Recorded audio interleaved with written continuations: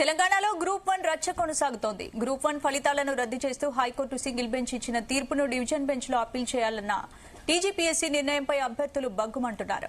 Group 1 re exam పెట్టాలని demand చేస్తున్నారు. మరోవైపు గ్రూప్ 1 ర్యాంకర్స్ కన్నీళ్లు పెడుతున్నారు. కష్టపడి చదివి ర్యాంక్ తెచ్చుకున్నామని రీ ఎగ్జామ్ పెడితే తమకు అన్యాయం జరుగుతుందని ఆవేదన వ్యక్తం చేస్తున్నారు. మరి గ్రూప్ 1 విషయంలో టీజీపీఎస్సీ నిర్ణయాన్ని ఎలా చూడాలి, ఏం చేస్తే అందరికీ న్యాయం జరుగుతుందో ఇవాళ డిఎన్ఏలో డిస్కస్ చేద్దాం. భరత్, ఏంటి అసలు గ్రూప్ 1 పై హైకోర్టు డివిజన్ బెంచ్ కు టీజీపీఎస్సీ అప్లై చేసింది. రీ ఎగ్జామ్ పెట్టాలని విద్యార్థి సంఘాలు ఆందోళన చేస్తున్నాయి. మరోవైపేమో తమకు అన్యాయం చేయొద్దని గ్రూప్ 1 ర్యాంకర్స్ కన్నీళ్లు పెట్టుకుంటున్నారు. ఎలా చూడొచ్చు ఇప్పుడు? అంటే రెండు సైడ్లో మనం ఆలోచించాలి. ఒకటి, ఇప్పుడు ఆలోచించండి, మీరు ఒక top exam Telangana civil services లో సెలెక్ట్ అయ్యి జనరల్ ర్యాంకింగ్ లిస్ట్ లో అనౌన్స్ అయ్యి వాళ్ళ లైఫ్ సెటిల్ అయిపోయింది అనుకున్న వాళ్ళ పరిస్థితి. ఒకవేళ నిజంగా అవకతవకలు జరిగితే మొత్తం 563 మంది అవకతవకలు చేసి కాదు కదా, దానిలో కొద్దిమంది మెరిట్ ఉంటారు. నిజంగానే జరిగింది అనుకోండి, కొద్దిమంది మెరిట్ ఉంటారు, కొద్దిమంది నాన్ మెరిట్ ఆధారంగా ప్రకారంగా వచ్చి ఉంటారు. ఒకటి. రెండవది, ఇదే ఎగ్జామ్ గురించి 11 సంవత్సరాలుగా ప్రిపేర్ అవుతూ వస్తూ ఈ ఎగ్జామ్లో వాళ్ళ బెస్ట్ రాసి తర్వాత మార్కులు విషయంలో నిరాశ చెందిన వాళ్ళు డెఫినెట్ గా దీనిలో ఏదో జరిగిందని అనుకునేందుకు కూడా ఆస్కారం ఉంది కదా. ఎందుకంటే ఇప్పుడు హైకోర్టు జడ్జిమెంట్ ఇచ్చిన తర్వాత వాళ్ళలో కొత్త ఆశలు చిగురిస్తాయి, మళ్ళీ మనకు అవకాశం వస్తుందని. ప్రాబ్లం ఏంటంటే ప్రతి సంవత్సరం ఎగ్జామ్ జరిగిందనుకోండి ఇబ్బంది ఉండదు. ఈ సంవత్సరం కాకపోతే నెక్స్ట్ ఇయర్ రాసుకుంటారు. ఇప్పుడు సివిల్ సర్వీసెస్ ఉంది కదా, సివిల్ సర్వీసెస్ ఉంది. ఎవ్రీ ఇయర్ జూన్ జూలైలో ప్రిలిమ్స్, ఆ తర్వాత మెయిన్స్, ఆ తర్వాత ఇంటర్వ్యూ, సెలక్షన్ అయిపోద్ది. ఈ సంవత్సరం కాకపోతే నెక్స్ట్ ఇయర్ రాసుకుంటారు. 12 సంవత్సరాల తర్వాత కూడా ఒక్కళ్ళకు కూడా మనం గ్రూప్ 1 పోస్టింగ్ ఇవ్వలేని పరిస్థితి వచ్చినప్పుడు, తెలంగాణ రాష్ట్రం ఏర్పడిన తర్వాత ఒక్క గ్రూప్ 1 పోస్టింగ్ కూడా ఎవరికి ఇవ్వలేని పరిస్థితి వచ్చినప్పుడు ఇదే విధంగా ఆస్పిరేషన్స్ చాలా ఎక్కువ ఉంటాయి. ప్రిపేర్ ఏమో వేల సంఖ్యలో ప్రిపేర్ అవుతారు. సీరియస్గా ప్రిపేర్ అయ్యేవాళ్ళు, నేను చెప్పేది సీరియస్గా ప్రిపేర్ అయ్యే వాళ్ళు వేల సంఖ్యలో ఉంటారు. 4-5 లక్షల మంది మామూలుగా రాసిన సీరియస్ గా ప్రిపేర్ అయ్యే వాళ్ళు కనీసం 30, 40, 50 వేల మంది అయితే ఉంటారు కదా. 21,000 మంది ఇప్పుడు గ్రూప్ 1 మెయిన్స్ సెలెక్ట్ అయినారు. సో 500 ఉద్యోగాలు అంటే అక్కడ ఏమవుతుంది? ఇదే ప్రతి సంవత్సరం జరిగిందనుకోండి ఇబ్బంది ఉండదు. ఈ రిక్రూట్మెంట్ మనం ఇన్ని సంవత్సరాలు అయ్యి ఒక్క పోస్టింగ్ కూడా ఇవ్వనప్పుడు రెండు వైపుల నుంచి ఉంటుంది. సెలెక్ట్ అయిన వాళ్లకు బాధ ఉంటుంది, సెలెక్ట్ కాని వాళ్ళకి ఏదో అవకతవకలు జరిగి అందువల్ల నేను సెలెక్ట్ కాలేదని ఉంటుంది. సో అదే సమస్య, ఇది ఒక చిక్కుముడి. అందుకనే దీనికి సింపుల్ సొల్యూషన్ ఏంటంటే, ప్రభుత్వం ప్రతి సంవత్సరం మేము పెడతాం, ప్రతి సంవత్సరం ఖచ్చితంగా ఖాళీలన్నీ భర్తీ చేస్తామంటే గనక ఈ ఇష్యూస్ ఎగ్జామ్స్ గురించి ఉండదు, కంప్లైనింగ్ సంబంధించి ఉండదు. నెక్స్ట్ ఎగ్జామ్కు ప్రిపేర్ అవుతూ ఉంటారు. సో మాట్లాడదాం. మనతో పాటు స్టూడియోలో చరణ్ కౌశిక్ గారు, కాంగ్రెస్ పార్టీ నేత, అదేవిధంగా జనార్దన్ గారు ఉన్నారు, గ్రూప్ 1 సంబంధించిన స్టూడెంట్. అశోక్ సార్ ప్రస్తుతం లైవ్ లో సిద్ధంగా ఉన్నారు. 2 రోజులుగా ఆయన అమరణ నిరాహార దీక్ష చేస్తున్నారు. విద్యార్థులకు సంబంధించి జాబ్ క్యాలెండర్ అనౌన్స్ చేయాలి, గ్రూప్ 1 రద్దు చేయాలని చెప్పి ఆయన చేస్తున్నారు. అశోక్ గారు, సింధు గారు, ఎస్ క్యాండిడేట్ గ్రూప్ 1 ఎగ్జామ్ రాసిన క్యాండిడేట్ సింధు గారు ఉన్నారు. అదేవిధంగా అశోక్ గారు కూడా లైన్ లో సిద్ధంగా ఉన్నారు. అశోక్ గారు వినబడుతుందా? ఎందుకు మీరు అమర నిరాహార దీక్ష ఎందుకు చేస్తున్నారు అశోక్ గారు? ఒకటి, నిన్న జరిగినటువంటి గ్రూప్ 1 ఎగ్జామ్ సంబంధించిన కాన్సెప్ట్ ఒకటైతే, రెండవది దాదాపు 21 మంత్స్ అవుతుంది, ఒక్క నోటిఫికేషన్ కూడా రాలేదు. ఇవ్వని ఉద్యోగాలు ఇచ్చినట్టు చెప్పుకుంటున్నటువంటి గందరగోళాల మధ్య ఆ నోటిఫికేషన్ల సాధన కోసం నేను హంగర్ స్ట్రైక్ మొదలు పెట్టాను సార్. వాళ్ళకి దాదాపు స్టార్ట్ చేసి కూడా 48 అవర్స్ అవుతా ఉంది. ఓకే. సో 15th నుంచి అమరణ నిరాహార దీక్ష అని చెప్పారు. అవును సార్. నిన్న నైట్ నన్ను దీక్ష మొదలు పెట్టక ముందే 14th నైట్ 12 గంటలకే పోలీసులు ఒక 2 జీపుల నుండి వచ్చి 12 గంటలకు ఎత్తుకొని పోవడం జరిగింది. మొదలు పెట్టక ముందే ఎత్తుకుపోయారు. అబ్దుల్లాపూర్ మెట్ పోలీస్ స్టేషన్ లో దాదాపు నైట్ 8 గంటలకు అక్కడ నిర్బంధించారు. 9 o'clock అట్లా ఇంట్లో వదిలిపెట్టారు. పోలీస్ స్టేషన్ లో కూర్చోబెట్టినప్పటికీ నేను మార్నింగ్ 6 గంటల నుంచే నా దీక్ష అనేది మొదలు పెట్టాను. అక్కడి నుంచి దీక్ష కంటిన్యూ అవుతుంది. వాళ్ళ ఇంట్లో వాస్తవంగా నేను ఇన్స్టిట్యూట్ లో ఉన్నది ఆన్లైన్ ఆఫీస్ ఉంటది, ఆన్లైన్ ఆఫీస్ లో కూర్చుందామని అక్కడే కూర్చున్నాను. ఎట్లా ఇంట్లో పోతే నిర్బంధం చేస్తారని అక్కడే కూర్చుంటే అయినా కూడా 12 గంటలకు ఎత్తుకుపోయారు. మళ్ళీ తీసుకొచ్చి మళ్ళీ ఇంట్లోనే వదిలిపెట్టారు. ఎందుకంటే ఇక్కడ నా అపార్ట్మెంట్ కాబట్టి నైబర్స్ ఉంటారు. నైబర్స్ ఉన్నప్పటికీ ప్రాబ్లం కాదు. కానీ సమస్య ఏంటంటే ఇక్కడ పోలీసులు అపార్ట్మెంట్ చుట్టూ ఒక 50 మంది పోలీసులను పెడతారు. 50 మంది పోలీసులను పెట్టి ఇంటికి వచ్చిన వాళ్ళందరినీ, అపార్ట్మెంట్ లోడ్కి వచ్చిన వాళ్ళందరూ చెకప్ చేసుకుంటా గందరగోళానికి గురి చేస్తారు. దానివల్ల ఇన్స్టిట్యూట్ లో మొదలు పెడదామంటే అక్కడ కూడా మొదలు పెట్టేయకుండా బలవంతంగా ఇంట్లోనే నా దీక్ష చేసే విధంగా నిర్బంధం చేశారు. వాళ్ళ పిల్లలు కూడా చాలా మంది అపార్ట్మెంట్ దగ్గరికి వస్తే కూడా ఎవరిని కూడా పైకి అలౌ చేయకుండా నిర్బంధిస్తున్నారు. అసలు ఇది పేరుకేం ప్రజాపాలన అంటారు, మళ్ళీ నిర్బంధం. గత టిఆర్ఎస్ గవర్నమెంట్ కంటే కూడా ఎక్కువ నిర్బంధమే కొనసాగుతుంది తప్ప ఇక్కడ ప్రజాపాలన ఏం లేదు. అసలు ఈ రాష్ట్రంలో పరిపాలన జరుగుతుందా అంటే జరగట్లేదు. ఏ డిపార్ట్మెంట్ చూసినా అంత గందరగోళమే. ఎవరు చూసినా అందరు రోడ్లు ఎక్కుతున్నారు. ఇవాళ నిరుద్యోగులు కూడా రోడ్లు ఎక్కుతున్నారు. ఇవాళ గ్రూప్ 1 ఒకవైపు మా ఉద్యోగాలు పోతున్నాయి, వాళ్ళు రోడ్లు ఎక్కారు. అంతా రాష్ట్రంలో మొత్తం అనిశ్చితి కొనసాగుతుంది. రాష్ట్రంలో పరిపాలన జరుగుతుందా జరగని కాన్సెప్ట్ లో ఉంది. ఇవాళ 20 నెలలైనా ఒక్క నోటిఫికేషన్ రాకపోయా. ఒక పోలీస్ రిక్రూట్మెంట్ బోర్డు నోటిఫికేషన్ వచ్చి దాదాపుగా 3.5 సంవత్సరాలు అయితే ఇంతవరకు ఒక ఉద్యోగం మళ్ళీ నోటిఫికేషన్ లేదు. డిఎస్ సంబంధించి మహా డిఎస్ వేస్తామని చెప్పారు, 5,000 పోస్టులు కలిపారు, వాళ్ళు ఎదురు చూస్తా ఉన్నారు.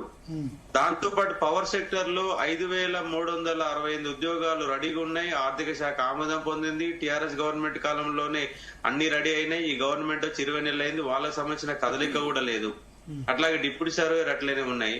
వీళ్ళు ఇచ్చినటువంటి మేనిఫెస్టో మార్చి నుంచి జూన్ వరకు ఫేజ్ 1 అని, తర్వాత నవంబర్ డిసెంబర్ ఫేజ్ 2 అని 2 దఫాలుగా ఎన్నో గొప్పాలు చెప్పి మేము అసలు అధికారంలోకి వస్తే 2 ఉద్యోగాలు పోతే మీకు 2 లక్షల ఉద్యోగాలు ఇస్తామని చెప్పేసి వాళ్ళ నిరుద్యోగులందరినీ రోడ్ల మీద చెప్తున్నారు. ఇవాళ సిటీ సెంటర్ లైబ్రరీ కాడ ఆందోళనే, టీఎస్పీసీ దగ్గర ఆందోళనే, సోమాజిగూడ ప్రెస్ క్లబ్ లో ఆందోళనే. వీళ్ళు చేసినటువంటి గందరగోళాల వల్ల రాష్ట్ర వ్యాప్తంగా నిరుద్యోగం అనే పదము ఇవాళ మొత్తంగా కొనసాగుతుంది. అది మహా ఉద్యమంగా మారడానికి ఎక్కువ టైం ఏం పట్టదు. ఇంకా ఆ దీక్షతోనైనా నిరుద్యోగులలో మీరు ఎన్నోసారి దీక్ష చేయడం నాకు తెలిసి 3వ సారి 4వ సారి అనుకుంటా. 3వ సారి సార్. ఈ గవర్నమెంట్ వచ్చినాకనే 3వ సారి. ఓకే. దీక్ష కొనసాగుతుంది. ఇంత షార్ట్ ఇంటర్వెల్స్ లో ఇన్నిసార్లు ఎందుకు దీక్ష చేయాల్సి వచ్చింది? అసలు వీళ్ళు హామీలు ఇచ్చారు కదా సార్, వీళ్ళు అద్భుతమైన హామీలు. వీళ్ళు చెప్పిన మేనిఫెస్టో ఏ పార్టీ అన్నా, బీజేపీ గానీ, టీఆర్ఎస్ గానీ, వేరే సిపిఎం గానీ, సిపిఐ గానీ, ఏ పార్టీ అన్నా వీళ్ళు ఇచ్చిన విధంగా ఎన్నికల మేనిఫెస్టో, నిరుద్యోగుల మేనిఫెస్టో ఇచ్చిందా? ఇవ్వలేదు కదా. వీళ్ళు అంత అద్భుతమైన మేనిఫెస్టో ఇస్తే మాకు ఉద్యోగాలు వస్తామని చెప్పేసి మేమేమో వీళ్ళ కోట్లేసి గెలిపిస్తేనేమో ఇలా మీరు కాంగ్రెస్ పార్టీకి ప్రచారం కూడా చేశారనుకుంటా, బస్ యాత్ర కూడా చేశారు. మహబూబ్నగర్ జిల్లా మొత్తం తిరిగినాను. అలాగే బస్ యాత్రలో పాల్గొన్న వాళ్ళందరినీ ఇంటర్వ్యూ కూడా చేశారు. ఇంటర్వ్యూ చేసి వాళ్ళకు మద్దతు బస్ యాత్రలో నేను పాల్గొనలేదు, కానీ సపరేట్ గా నేను ఇంటెలెక్చువల్ టీమ్ అనే పేరుతో జర్నలిస్ట్ విఠల్ గాని, నేను గాని, మరొక వ్యక్తి కూడా 33 నియోజకవర్గాలు మాకు ఇచ్చారు. నేను మొత్తం మహబూబ్నగర్, నల్గొండ, దేవరకొండ నేను తిరిగాను ఇంటెలెక్చువల్ టీం తరఫున. అలాగే విద్యార్థులు చేసిన బస్ యాత్రకు మద్దతు తెలిపి దేవరకొండలో వాళ్ళని కలిసి వాళ్ళ ఇంటర్వ్యూ తీసుకొని వాళ్ళ ఇంటర్వ్యూ కూడా మొత్తం కూడా పెట్టాను. ఇష్టమున్నా లేకున్నా కాంగ్రెస్ కి ఓటేయాలని చెప్పాను. అన్ని చేసిన వీళ్లకు. అయినా కూడా వీళ్ళలో కనీసం కదలిక లేకపోగా, పైగా ఇవ్వని ఉద్యోగాలు 60,000 ఉద్యోగాలు ఓన్లీ పత్రాలు వేస్తారు. కనీసం ఒక నోటిఫికేషన్ ఇవ్వకపోతుంది, ఎగ్జామ్ పెట్టకపోతుంది, ఏం చేయకపోతుంది. వాళ్ళ క్రిషాంక్ అన్న మా కాలంలో ఒక్క నోటిఫికేషన్ కూడా మేము పేపర్ లీక్ కాలేదు అంటున్నారు. అసలు కాంగ్రెస్ పార్టీలో ఎగ్జామ్ పెట్టదు, పేపర్ ఎట్లా లీక్ అవుతుంది అనేది మరొక ప్రశ్న. కాబట్టి నిరుద్యోగులు అనే వాళ్ళు రోడ్ల మీద ఎక్కక ముందే, వాళ్ళు తీవ్రతరంగా ఉద్యమం మారక ముందే, నా ఆరోగ్యం ఖరాబు కాకముందే పెట్టారు కదా. డిఎస్సి పెట్టారు, డిఎస్సి రిక్రూట్మెంట్ కంప్లీట్ చేశారు. డిఎస్సి వాళ్ళు పాత నోటిఫికేషనే కదా, వీళ్ళు కొత్త నోటిఫికేషన్ ఏం కాదు. పాత నోటిఫికేషన్ కు 5,089 ఉద్యోగాలు కలిపారు. వీళ్ళు మెగా డిఎస్ 25 ఉద్యోగాలు హామీలు ఇచ్చారు కదా. మరి 25,000 ఉద్యోగాలు హామీ ఇచ్చేసి దానికి జస్ట్ 5,089 ఉద్యోగాలు మాత్రమే కలిపితే మా డిఎస్ అయిపోయిందంటే ఎట్లయితుంది? అయిపోదు కదా. మీరు అధికారంలోకి వచ్చిందే నిరుద్యోగులకు సంబంధించిన కాన్సెప్ట్ మీద అధికారంలోకి వచ్చారు. మా అధికారంలోకి వచ్చిన కనీసంగా సోయి లేకుండా, అవగాహన లేకుండా అదే విధంగా ఉంటే ఏ విధంగా వివరించవచ్చు చెప్పండి.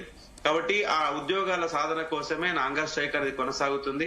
మరి ఈసారన్నా నేను సాధిస్తానా, మరి అశోక్ సార్ ని ఇంకేమైనా ఇబ్బంది పెడతారా చూసే ఒక ప్రయత్నం చేద్దాం సార్. మరి అంటే ఇప్పుడు 2 సార్లు భగ్నం చేశారు, ఇప్పుడు మీ ఇంట్లో చేసుకోండి అని అంటున్నారా, అంతేనా? బయటికి మాత్రం నిర్బంధంలో నా దీక్ష కూడా నిర్బంధంలో కొనసాగుతుంది. నా గేట్ అప్లై చేశారా? నిరాహార దీక్షకు అనుమతి ఇమ్మని అప్లై చేశారా?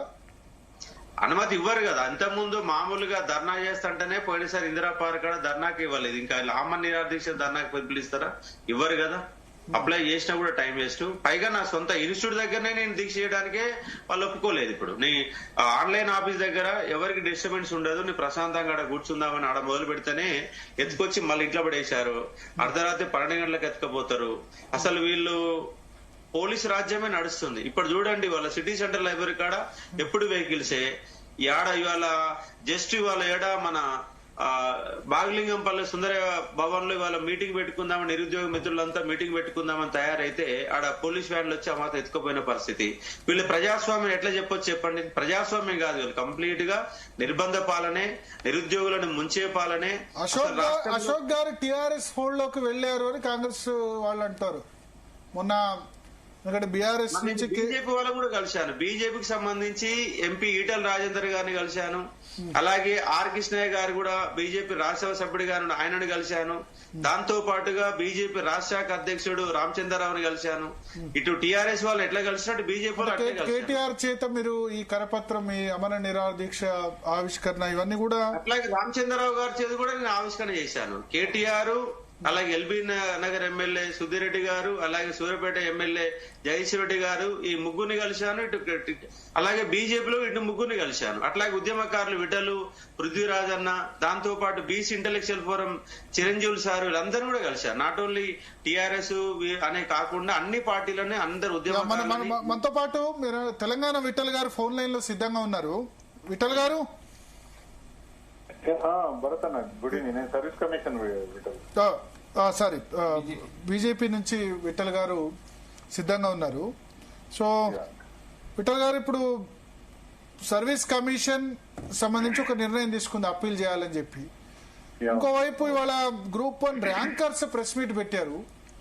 వాళ్ళ ప్రెస్ మీట్ చూస్తే కూడా రెండు వైపులా కదిలిస్తుంది. అంటే ఇప్పుడు ఒకసారి 563 మందికి ర్యాంక్స్ ఉద్యోగాలు వచ్చిందని అయిన తర్వాత ఇప్పుడు మీరు సెలెక్ట్ కాలేదు అని అంటే వాళ్ళ మానసిక పరిస్థితి కూడా మనం అర్థం చేసుకోవాలి.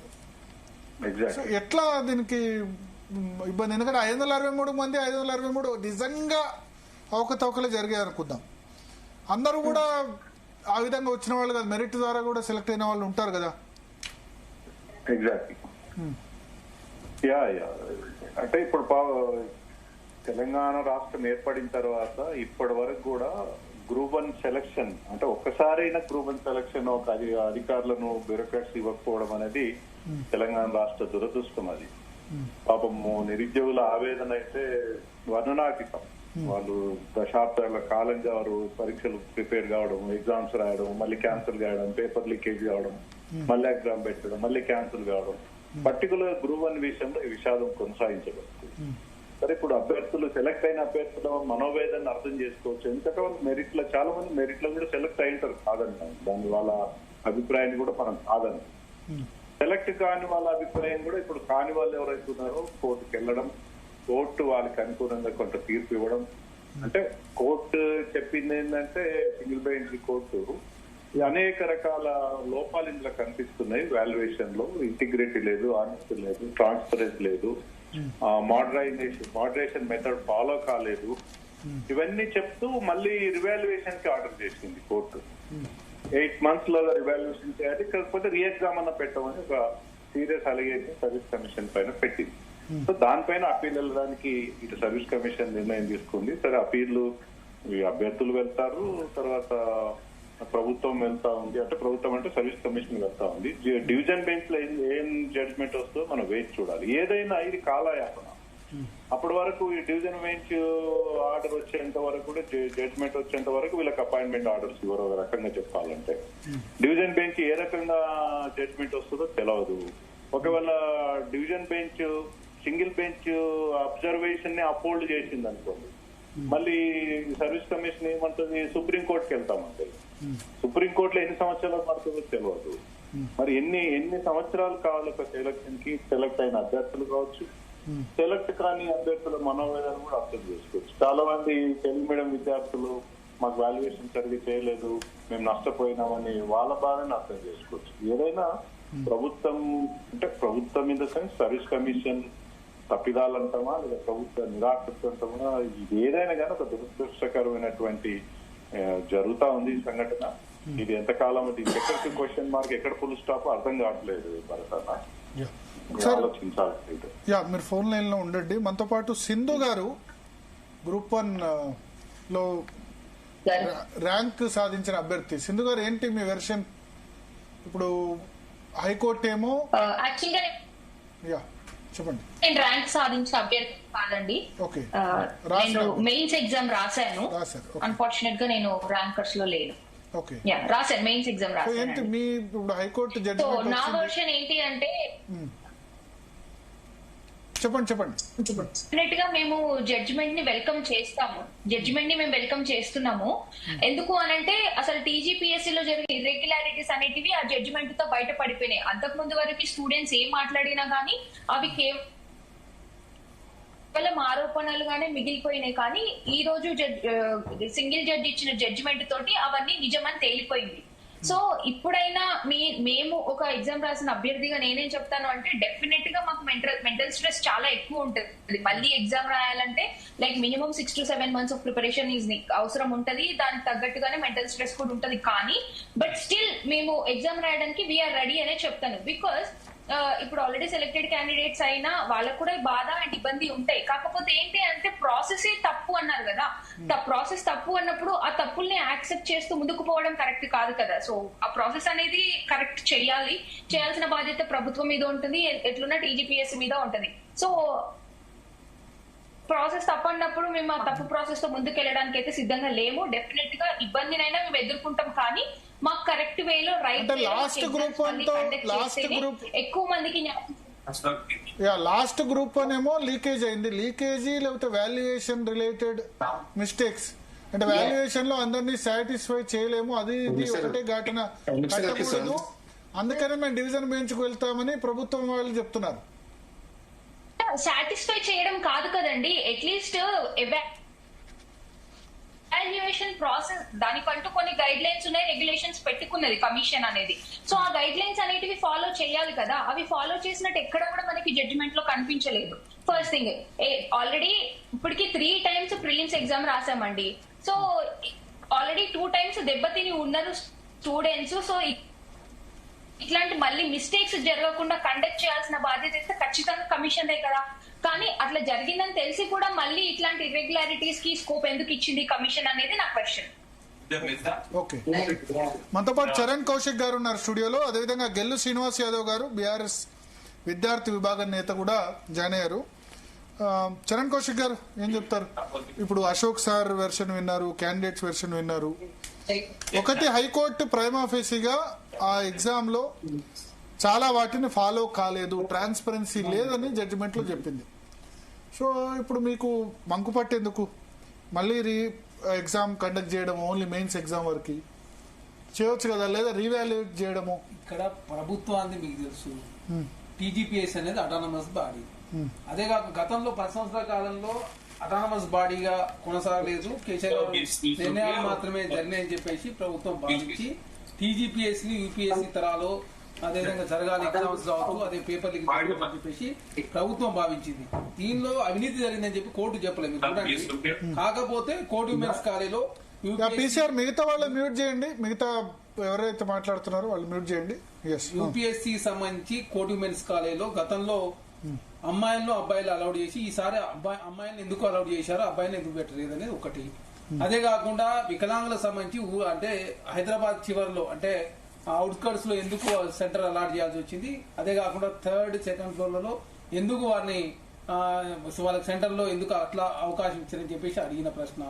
అదే కాకుండా తెలుగు మాధ్యమానికి సంబంధించి కావచ్చు, ఇంగ్లీష్ మాధ్యమానికి సంబంధించి కావచ్చు, ఉర్దూ 10 మంది రాస్తే అది ఎక్కువ మంది ఒకరు క్వాలిఫై అయ్యారు, వాళ్ళ పర్సెంటేజ్ ఎక్కువ ఉందని చెప్పి చాలా స్పష్టంగా కొన్ని కారణాలు చూపించిన మాట వాస్తవం. కాకపోతే ఇక్కడ అవినీతి జరిగిందని చెప్పేసి ఎక్కడ కోర్టు చెప్పలేదు. అదే కాకుండా ఇది సింగిల్ బెంచ్ ఇచ్చినటువంటి అదేవిధంగా జడ్జిమెంట్ కాబట్టి దీన్ని న్యాయ నిపుణులతో సంప్రదించిన తర్వాత టీజీపీఎస్సీ డబుల్ బెంచ్ కి పోవాలని చెప్పేసి ఒక నిర్ణయం తీసుకున్నారు.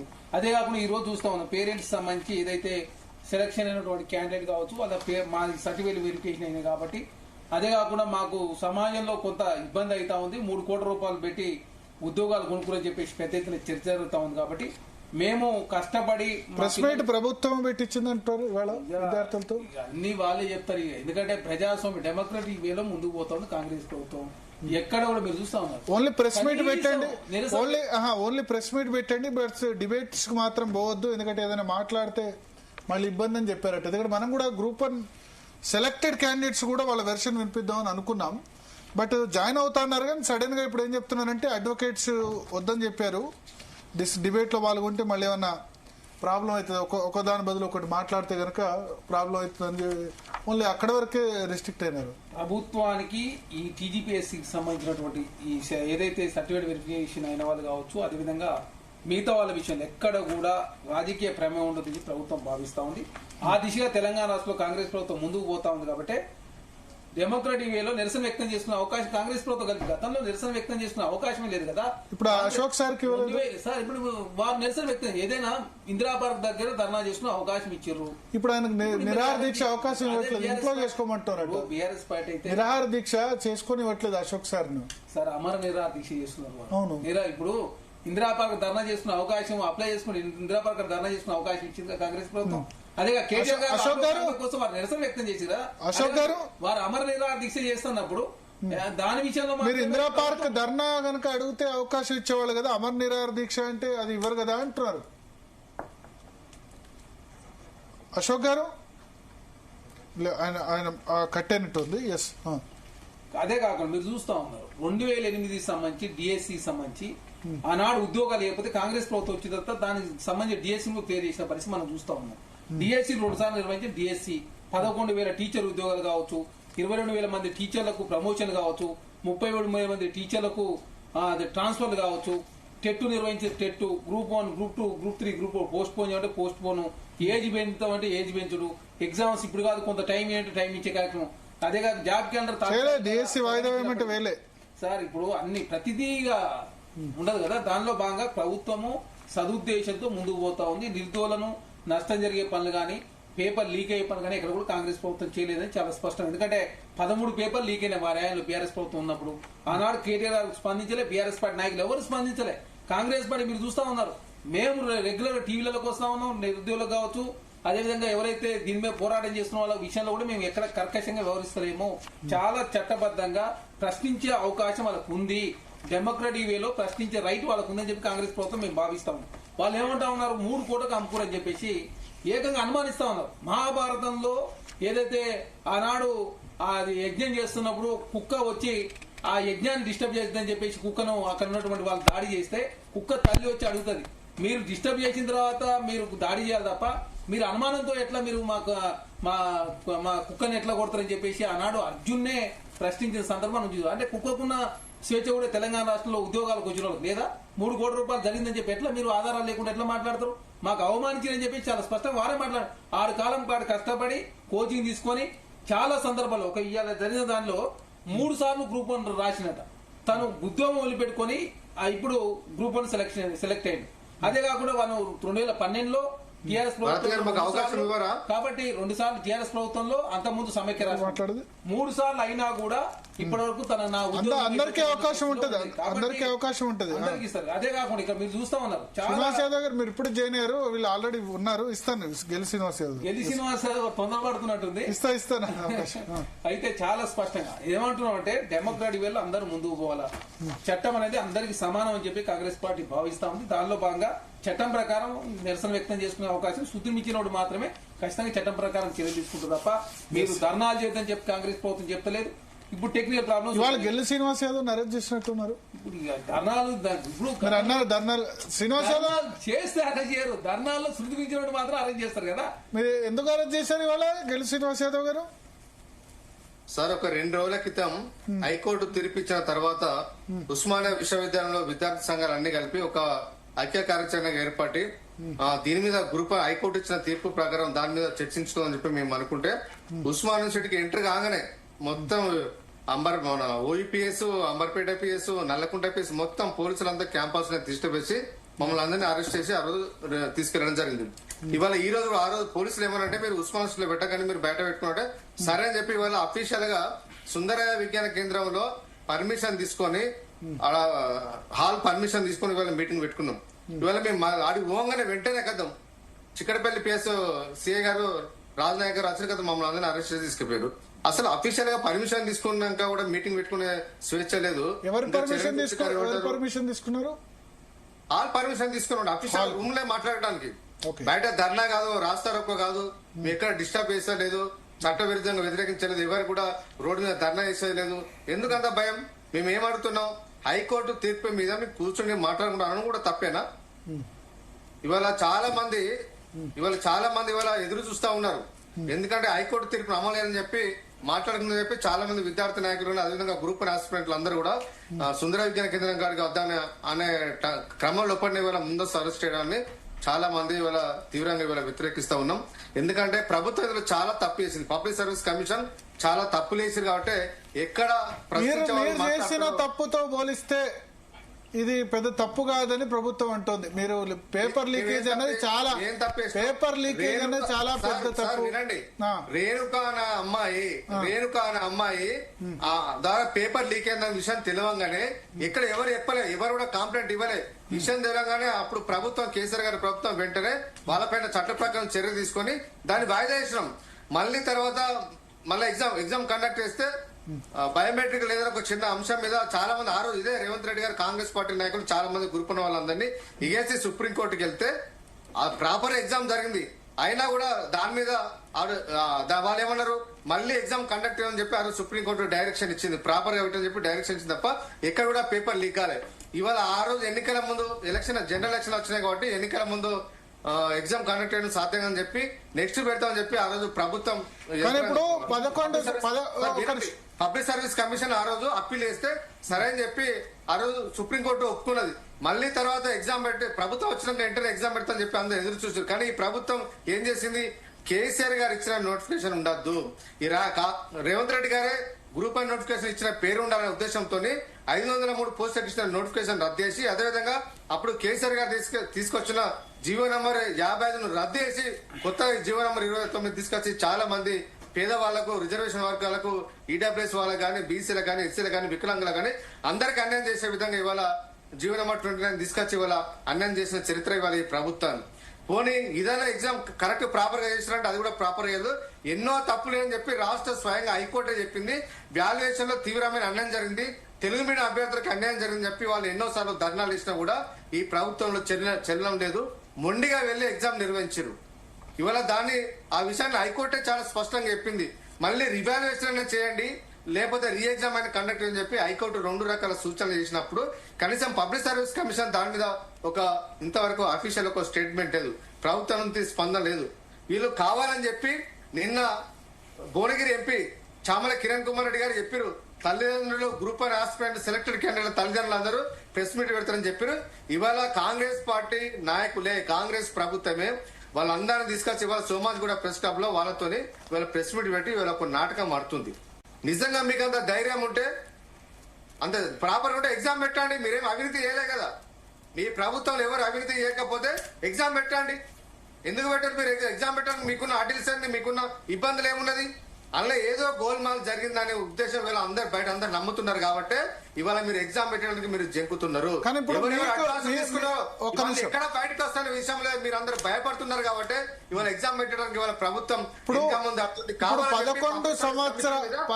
ఒత్తిడి తీసుకొస్తున్నారు. ఇవాళ ప్రభుత్వం 11 సంవత్సరాలైంది. వెంకటేశ్వర గారు చాలా మంచి ఆఫీసర్. 13 సంవత్సరాలైంది బీఆర్ఎస్ పార్టీ నుంచి ఇప్పటి వరకు 13 గెల్లు గారు ఒక్క క్వశ్చన్, పబ్లిక్ సర్వీస్ రెడ్డి గారు అప్పుడు ఇవన్నీ గోల్మాల్ జరిగింది కాబట్టి దీని మీద డిమాండ్ ఇస్తా ఉన్నాం. ఒక క్వశ్చన్ ఇప్పుడు నాకు, ఎందుకంటే ఈ చర్చ జరుగుతుంటే కామెంట్ పెట్టారు, 2014లో అధికారంలోకి వస్తే 11 సంవత్సరాలుగా ఒక్క గ్రూప్ 1 ఉద్యోగం కూడా ఇవ్వకపోవడానికి కారణం బీఆర్ఎస్ ప్రభుత్వం కాదా? 11 సంవత్సరాల్లో ప్రతి సంవత్సరం పెట్టుంటే ఈ కన్ఫర్డ్ ఐఏఎస్ లో చాలా మంది లాస్ అయ్యారు కదా. 2014లో 15లో ఎంతో మంది కన్ఫర్డ్ ఐఏఎస్ లో అయ్యేవాళ్ళు పోస్టింగ్ తీసుకుంటారు. సో ఇంతకాలం డిలేకి సరే కాంగ్రెస్ 2 నెలలు వచ్చింది, దానికి మీరు బాధ్యత. పబ్లిక్ సర్వీస్ కమిషన్ లో ఒక ఉద్యోగం వేసిన తప్పిదం వల్ల లక్షలాది మందికి నష్టం జరగద్దు, వాళ్ళ ఆస్పిరేషన్స్ అడియేషన్ కావద్దనే ఉద్దేశంతో ప్రభుత్వం వాళ్ళ మీద చట్ట ప్రకారం చర్యలు తీసుకునేది. ఆ రోజు గ్రూప్ 1 ఎగ్జామ్ ను పోస్ట్ పోన్ చేసింది తప్ప ఆ రోజు నిజంగా మొండికి వెళ్లి రేవంత్ రెడ్డి గారి ప్రభుత్వం లెక్క మొండికి వెళ్ళి ఎగ్జామ్ పెట్టంటే ఆ రోజు ఇవాళ ఈ పరిస్థితి ఉండేది కాదు. అట్లా ఎవరు నిజంగా పోస్ట్ పోన్ చేసినాం. సెకండ్ టైం బయోమెట్రిక్ చిన్న నేను ఏమంటున్నా, బయోమెట్రిక్ పెట్టాలనే ఉద్దేశం చిన్న మిస్టేక్ జరిగింది. అది సుప్రీంకోర్టు సూచన మేరకు మళ్ళీ ఎగ్జామ్ పెడతాం. చిన్న మిస్టేక్, మీరు మాత్రం చిన్న మిస్టేక్ అని చెప్పి తప్పించుకుంటే కాంగ్రెస్ ప్రభుత్వం బదనాం చేసే ప్రయత్నం బీఆర్ఎస్ పార్టీ చేస్తుంది తప్ప తెలంగాణ 13 పేపర్ లీక్ చేసారు మీరు. 13 పేపర్ లీక్ అయితే కనీసం మీరు మాట్లాడరా? మీరు ఎవరన్నా బీఆర్ఎస్ పార్టీ చెప్పండి మరి. మీరు బీఆర్ఎస్ పార్టీలో మాట్లాడరు ఉద్యోగాలు. మీరు ఎగ్జామ్ లో పెట్టలే కాబట్టి డిఎస్సీ నిర్వహించడం లేదా? మీరు చెప్పండి, డిఎస్సీ నిర్వహించడమా లేదా? డిఎస్సీ ఎవరు నిర్వహించారు? మరి మేమే నిర్వహించినాం కదా. అంటే నోటిఫికేషన్ వాళ్ళు ఇచ్చింది అంటారు. ఇప్పుడు మీరు చెప్పండి. కాదు ఇప్పుడు చూడండి, ఆగండి. ఇప్పుడు మీరు చూస్తాం సర్టిఫికేట్ వెరిఫికేషన్ చేసిన తర్వాత ఉద్యోగాలు అయిన పరిస్థితి మనం చూస్తాం. ఇళ్ళకైనా పండగ కాదు, దయచేసి ఇళ్ళకైనా పండగ కాదు. తెలంగాణ గ్రూప్ 2 కావచ్చు, గ్రూప్ 3 కావచ్చు, గ్రూప్ 4 కావచ్చు, ఈ ఎగ్జామ్స్ కాంగ్రెస్ పార్టీ నిర్వహించింది కదా. కాంగ్రెస్ ప్రభుత్వం వచ్చిన తర్వాతనే కదా టీజీపీఎస్సీ స్వేచ్ఛ ఉండాలి, టీజీపీఎస్సీ పకడ్బందీగా యూపీఎస్సీ తరాలు ఉండాలని ప్రభుత్వం భావిస్తే ప్రతిదాని కాంగ్రెస్ ప్రభుత్వం కాపాడే ప్రయత్నం చేస్తారు. మీరు మీకు నైతికత లేదు. బీఆర్ఎస్ పార్టీ చెప్పండి. మీరు నిరుద్యోగులను మోసం చేసిన వాళ్ళు, మీరు నిరుద్యోగులను మోసం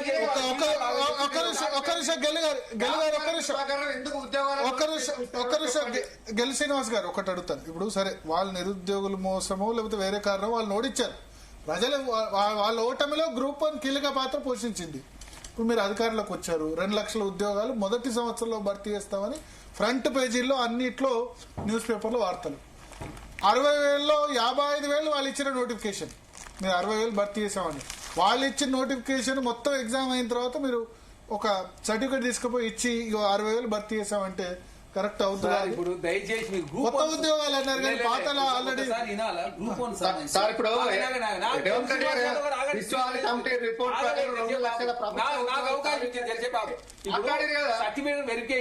సర్టిఫికేట్ వెరిఫై అయిన వాళ్ళకే ఉద్యోగం సంబంధించి కోర్టుల వివాదం. ఇప్పుడు 2 లక్షల ఉద్యోగాల గురించి దయచేసి ఇగో ఇక్కడ ఉన్నాయి ఈ వద్దు, మీరు జస్ట్ గ్రూప్ 1 గురించి చేయరు. ఇప్పుడు చాలా డిబేట్ అవుతుంది, చర్చ డిబేట్ అవుతుంది. మొదటి ఏడాదిలో 2 లక్షలు ఇప్పుడు మరి గ్రూప్ 1 క్లియర్ గా జాబ్ క్యాలెండర్ ఎక్కడి నుంచి వస్తాయి? గ్రూప్ 1 దానికి అన్ని కదా. గ్రూప్ 1 ఎందుకైతుంది? టెక్నికల్ ప్రాబ్లమ్స్ అన్ని కూడా మీరు కాంగ్రెస్ ప్రభుత్వం కాపాడి ఇస్తామని చెప్పేసి ఇన్ని రోజులు ఎందుకు వెళ్ళదు నోటిఫికేషన్ ఎస్సీ వర్గీకరణకు? దీనికి ఏం సంబంధం ఉంది? మీరు ఎస్సీ వర్గీకరణ వర్గీకరణ అయిపోగానే నోటిఫికేషన్స్ ఇస్తామన్నారు, ఇన్ని రోజులు ఎందుకు వెళ్ళలేదు? అన్ని అయితే మీరు బీఆర్ఎస్ ప్రభుత్వంలో ఆనాడు గుర్తుపెట్టుకోండి, కనీసం నిరసన వ్యక్తం చేసుకునే అవకాశం లేదు. పేపర్ లీక్ అయితే పడుచుకున్న పాపన పోలే వాళ్ళు. కాంగ్రెస్ ప్రభుత్వం అరే మేము ఎక్కడ పేపర్ లీక్ చేసి చెప్పండి, మీరు పేపర్ లీక్ చేయలేదు, కాకపోతే తాత్కాలిక టెక్నికల్ ప్రాబ్లమ్స్ వచ్చినాయి, దాన్ని కాంగ్రెస్ ప్రభుత్వం కాపాడే ప్రయత్నం చేస్తే దయచేసి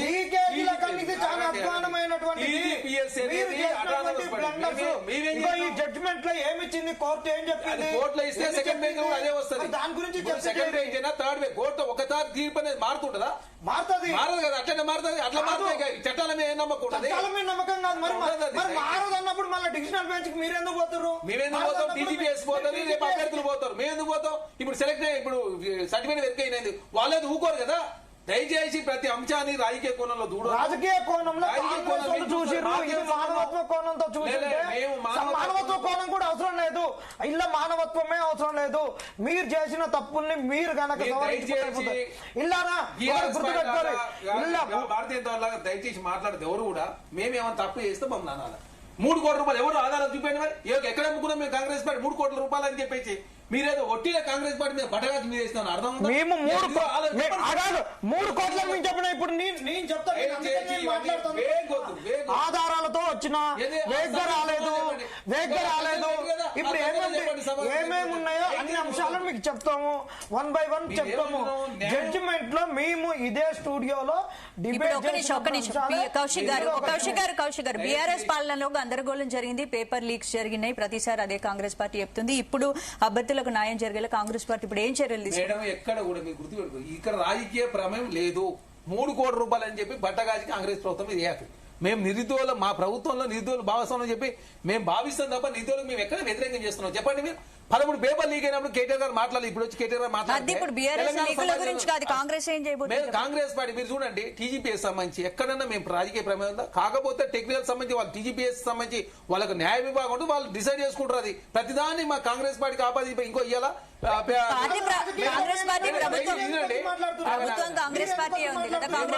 మాట్లాడతారు మాట్లాడకపోతే మా ప్రభుత్వాన్ని మీరు 3 కోట్ల రూపాయలు తీసుకున్నారు పైసలు తీసుకుని చెప్పి బడగాచి మీద ఎట్లా ఇస్తారు మీరు? ఆధారాలు చూపించండి 3 కోట్ల రూపాయలు ఎవరు ఇచ్చారో మరి. కూల్ జనార్దన్ దయచేసి పైసలు ఎవరు ఇచ్చారు? అనవసరం పైసల ప్రమేయం తీసుకొచ్చి రేపు మా చర్చలో 3 కోట్లకు సంబంధించిన ప్రస్తావన మా చర్చలో శ్రీనివాస్ అనే అభ్యర్థి ఎవరు మంత్రి అడిగారని చెప్పి ఆధారం ఏందో చెప్పండి అని అన్నావు. దానికి సంబంధించినటువంటిది కూడా ఇది ఎట్లా ఉంటదని అంటే ఇప్పుడు 3 కోట్ల దానికి ఒక ముచ్చట చెప్తాను నేను.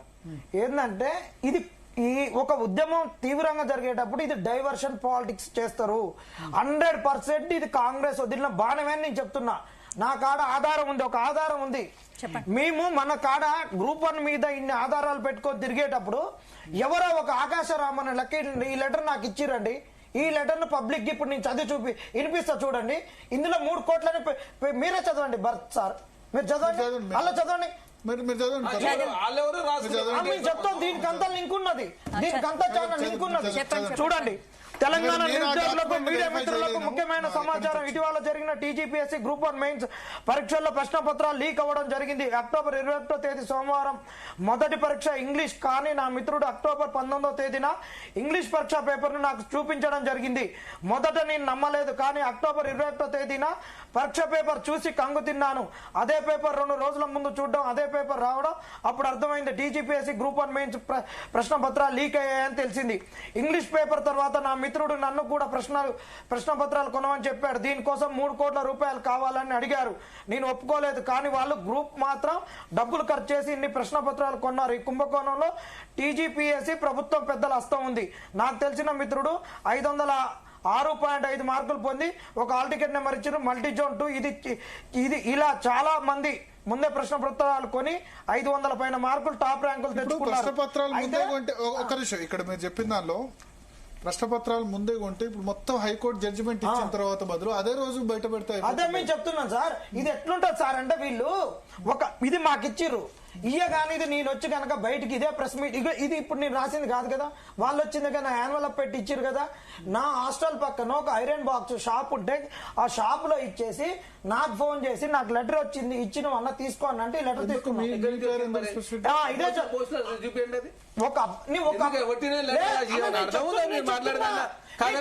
చెప్పేది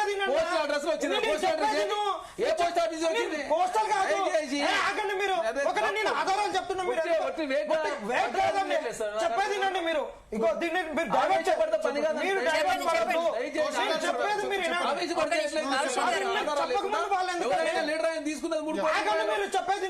మీరు చెప్పేది నేను దానికి ఒక వేగాన్ని కాదు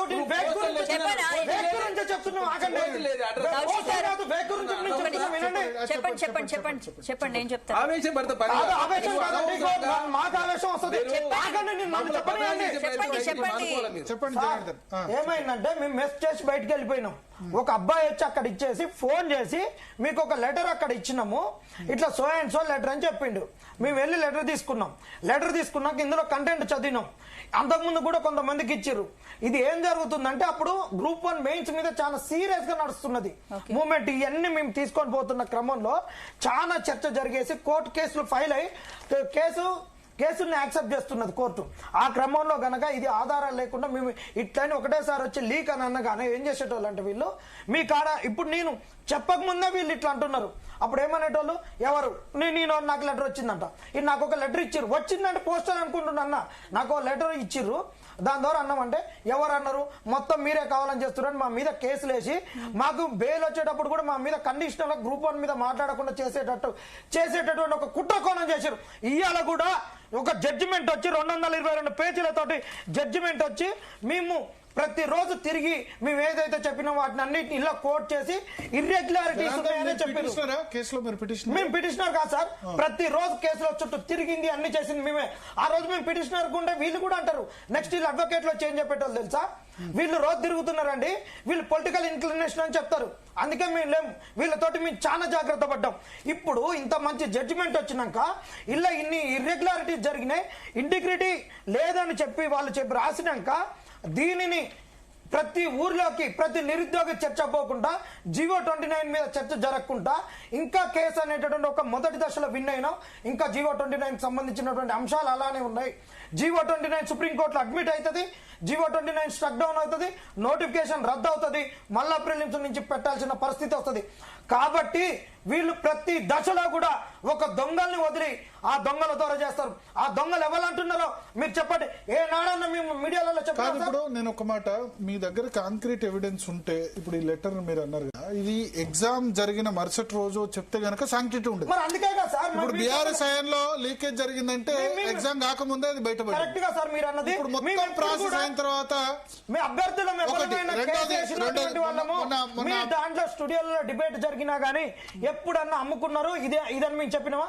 మేము చెప్పలే. ఇప్పుడు ఇది మార్చిలోనే వచ్చి ఇచ్చారు సార్, మార్చి 10కే వీళ్ళు ఇచ్చారు రిజల్ట్, మార్చి 30కే ఇచ్చారు. తీవ్రంగా జరుగుతున్నప్పుడు ఇది 100% ఈ రోజు చామల కిరణ్ కుమార్ రెడ్డి గారు మీ తల్లిదండ్రులతో మీటింగ్ పెడతారంటారు, ఇలా మీటింగ్ పెడతారు, కాంగ్రెస్ వాళ్ళకి సంబంధం లేదంటారు. ఇదంతా తప్పుదో పట్టేయడానికి కాంగ్రెస్ వాళ్ళు చేస్తున్నటువంటి కుట్ర, కాంగ్రెస్ కుట్రలో భాగం. ఈ జడ్జిమెంట్ ను ఆగం చేయాలా, పిల్లల్ని ఆగం పట్టేయాలని వీళ్ళు చేస్తున్నారు.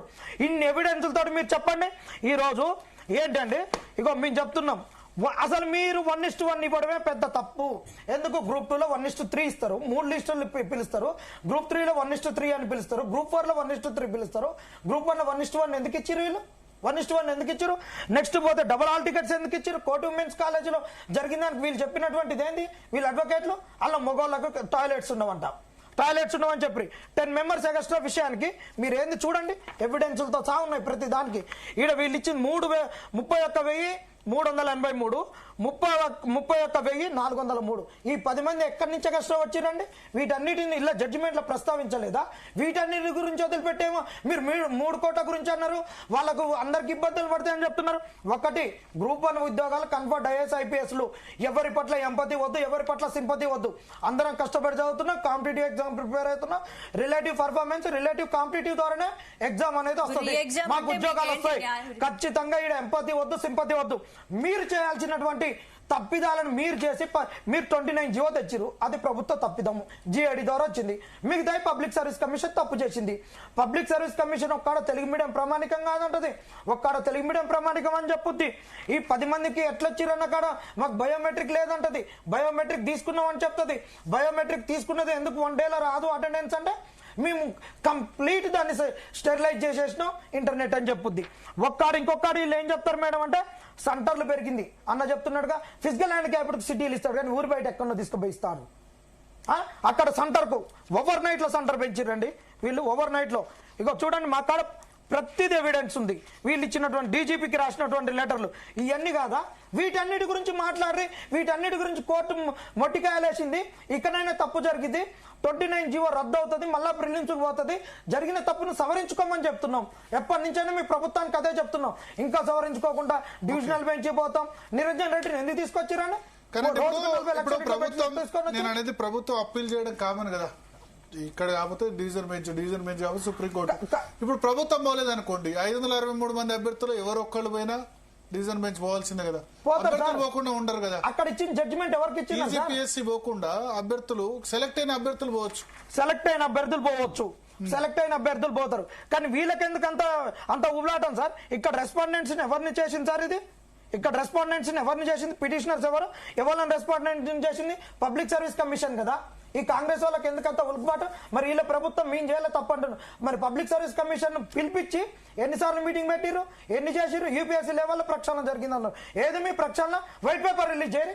ఎన్ని రోజులు Telugu medium English medium? English medium sir. English medium అభ్యర్థి సింధు గారు మీరేంటి? Telugu medium English medium? Telugu medium అన్యాయం జరిగిందని చెప్పి మేము ఇంగ్లీష్ మీడియం. ఇంగ్లీష్ మీడియం అండి. కానీ తెలుగు మీడియం వాళ్ళకి అన్యాయం జరిగింది చాలా అంటున్నారు. 100%. ఓన్లీ 9%. మీరు ఇంగ్లీష్ మీడియం అభ్యర్థులైనా మీరు కూడా యాక్సెప్ట్ చేస్తారా? యాక్సెప్ట్ చేస్తాం సార్. ఎందుకంటే మాతో పాటు చదువుకున్న మా ఫ్రెండ్స్ ఉంటారు కదా, వాళ్ళు మాకంటే బాగా చదివిన వాళ్ళకి కూడా స్కోర్ ఎందుకు రాలేదు? అసలు ఇంకా ఎంత విచిత్రం అంటే 6 పేపర్స్ రాసిన వాళ్ళకి 2 మార్కులు ఎట్లా వచ్చాయి ఎగ్జామ్ లో? పేపర్ కి 1 మార్క్ వేసిన 6 మార్కులు మినిమం రావాలి కదా, 2 మార్కులు ఎట్లా వస్తాయి ఒక అభ్యర్థికి? సో అక్కడ చాలా క్లియర్ గా కనిపిస్తోంది సార్. ఎందుకు 2 మార్కులే వచ్చాయి. 6 పేపర్లు రాస్తే 2 మార్కులే వచ్చాయి. అవును సార్, అది మనకి వాళ్ళు ఇచ్చిన జనరల్ ర్యాంకింగ్ లిస్ట్ లోనే ఉందండి. అది 2 మార్కులు వచ్చాయి. పేపర్ కి 1 వేసిన 6 రావాలి. అట్లా ఎట్లా రాస్తారు? నా దగ్గర ఎవిడెన్స్ ఉన్నా సార్. ఇక్కడ ఎవిడెన్స్ 2 మార్కులు. ఓకే, అంటే ఎందుకు వాళ్ళు ఏం రాయలేదట? పేపర్ ఖాళీగా వదిలేసారా లేకపోతే ఎందుకు 2 మార్క్స్? అదే కదా, అంటే ఇప్పుడు మొత్తం ఖాళీగా వదిలేసినా వాళ్ళు ఒక బ్లూ ప్రింట్ అనేది ఇస్తారు కదా ఎవాల్యుయేటర్స్ కి. బ్లూ ప్రింట్ ప్రకారం వెళ్ళినా గానీ ఒక మినిమం ఆఫ్ మార్క్స్ అన్నా రావాలి, లేదు అంటే 0 మార్క్స్ అన్నా రావాలి. అటు ఇటు కాకుండా 2 మార్కులు ఎట్లా? అసలు బ్లూ ప్రింట్ ఇవ్వలేదని చెప్పారు సార్ వీళ్ళు. ఫస్ట్ రౌండ్ స్టే వచ్చేయడం ముందానికి వీళ్ళ స్టాండింగ్ కౌన్సిల్ గారు బ్లూ ప్రింట్ ఇవ్వలేదన్నారు. తర్వాత నిరంజన్ రెడ్డి గారు వచ్చినాక బ్లూ ప్రింట్ ఇచ్చిర్రు అని చెప్పారు. ఇక్కడ ఇంగ్లీష్ క్వాలిఫైయింగ్ పేపర్ ఎందుకు పెడతారు సార్? ఇంగ్లీష్ పేపర్ క్వాలిఫై అయినాకనే కదా దిద్దేది పేపర్. ఇంగ్లీష్ పేపర్ లో క్వాలిఫై కాడు, మిగతా పేపర్లు దిద్దుతారు. ఎందుకు కరెక్షన్ చేసిరు? ఇవన్నీ తప్పులు అన్నంటాడు. మాకే క్వాలిఫై అయిన తర్వాత వేరే పేపర్లు దిద్దాలి. ఈ ఎవిడెన్స్లు కాదా? ఇగొంది అన్ని ఎవిడెన్స్లే ఉన్నాయి. ఇంకొకటి సార్, వీళ్ళు అంటారు మాకేం సంబంధం అంటారు. అసలు వీళ్ళకేం సంబంధం? సింగిల్ బెంచ్ జడ్జిమెంట్ ఆ రోజు బీఆర్ఎస్ తప్పు చేసిందని ఎగ్జామ్ రద్దు చేసింది. డివిజనల్ బెంచ్ దాన్ని అప్పీల్ చేసింది. వీళ్ళు ఎస్ఎల్పీకి పోయారు కదా ప్రభుత్వం. ఎస్ఎల్పీని ఎందుకు రద్దు చేసుకొచ్చారు వీళ్ళు? ఎవడు వీళ్ళని అడిగిందని చెప్పి పబ్లిక్ ఇంట్రెస్ట్ అని ఇచ్చిర్రు. ఎవరు క్యాన్సిల్ చేయమన్నాడు? ఎంతమంది మిమ్మల్ని వచ్చి రిక్వెస్ట్ చేశారు? ఇచ్చింది కాక మరి అందులో ఉన్నటువంటి జీవో 55 తీసి జీవో 29 ఎందుకు తీసుకొచ్చారు మీరు? జీవో 29 తెచ్చుడు కాదు సార్. ఇంకా వీళ్ళు చేసిన దుర్మార్గం ఏంటంటే వేరే స్టేట్ వాడు అప్లై చేస్తే మనకి నాన్ లోకల్ ఇవ్వాలి.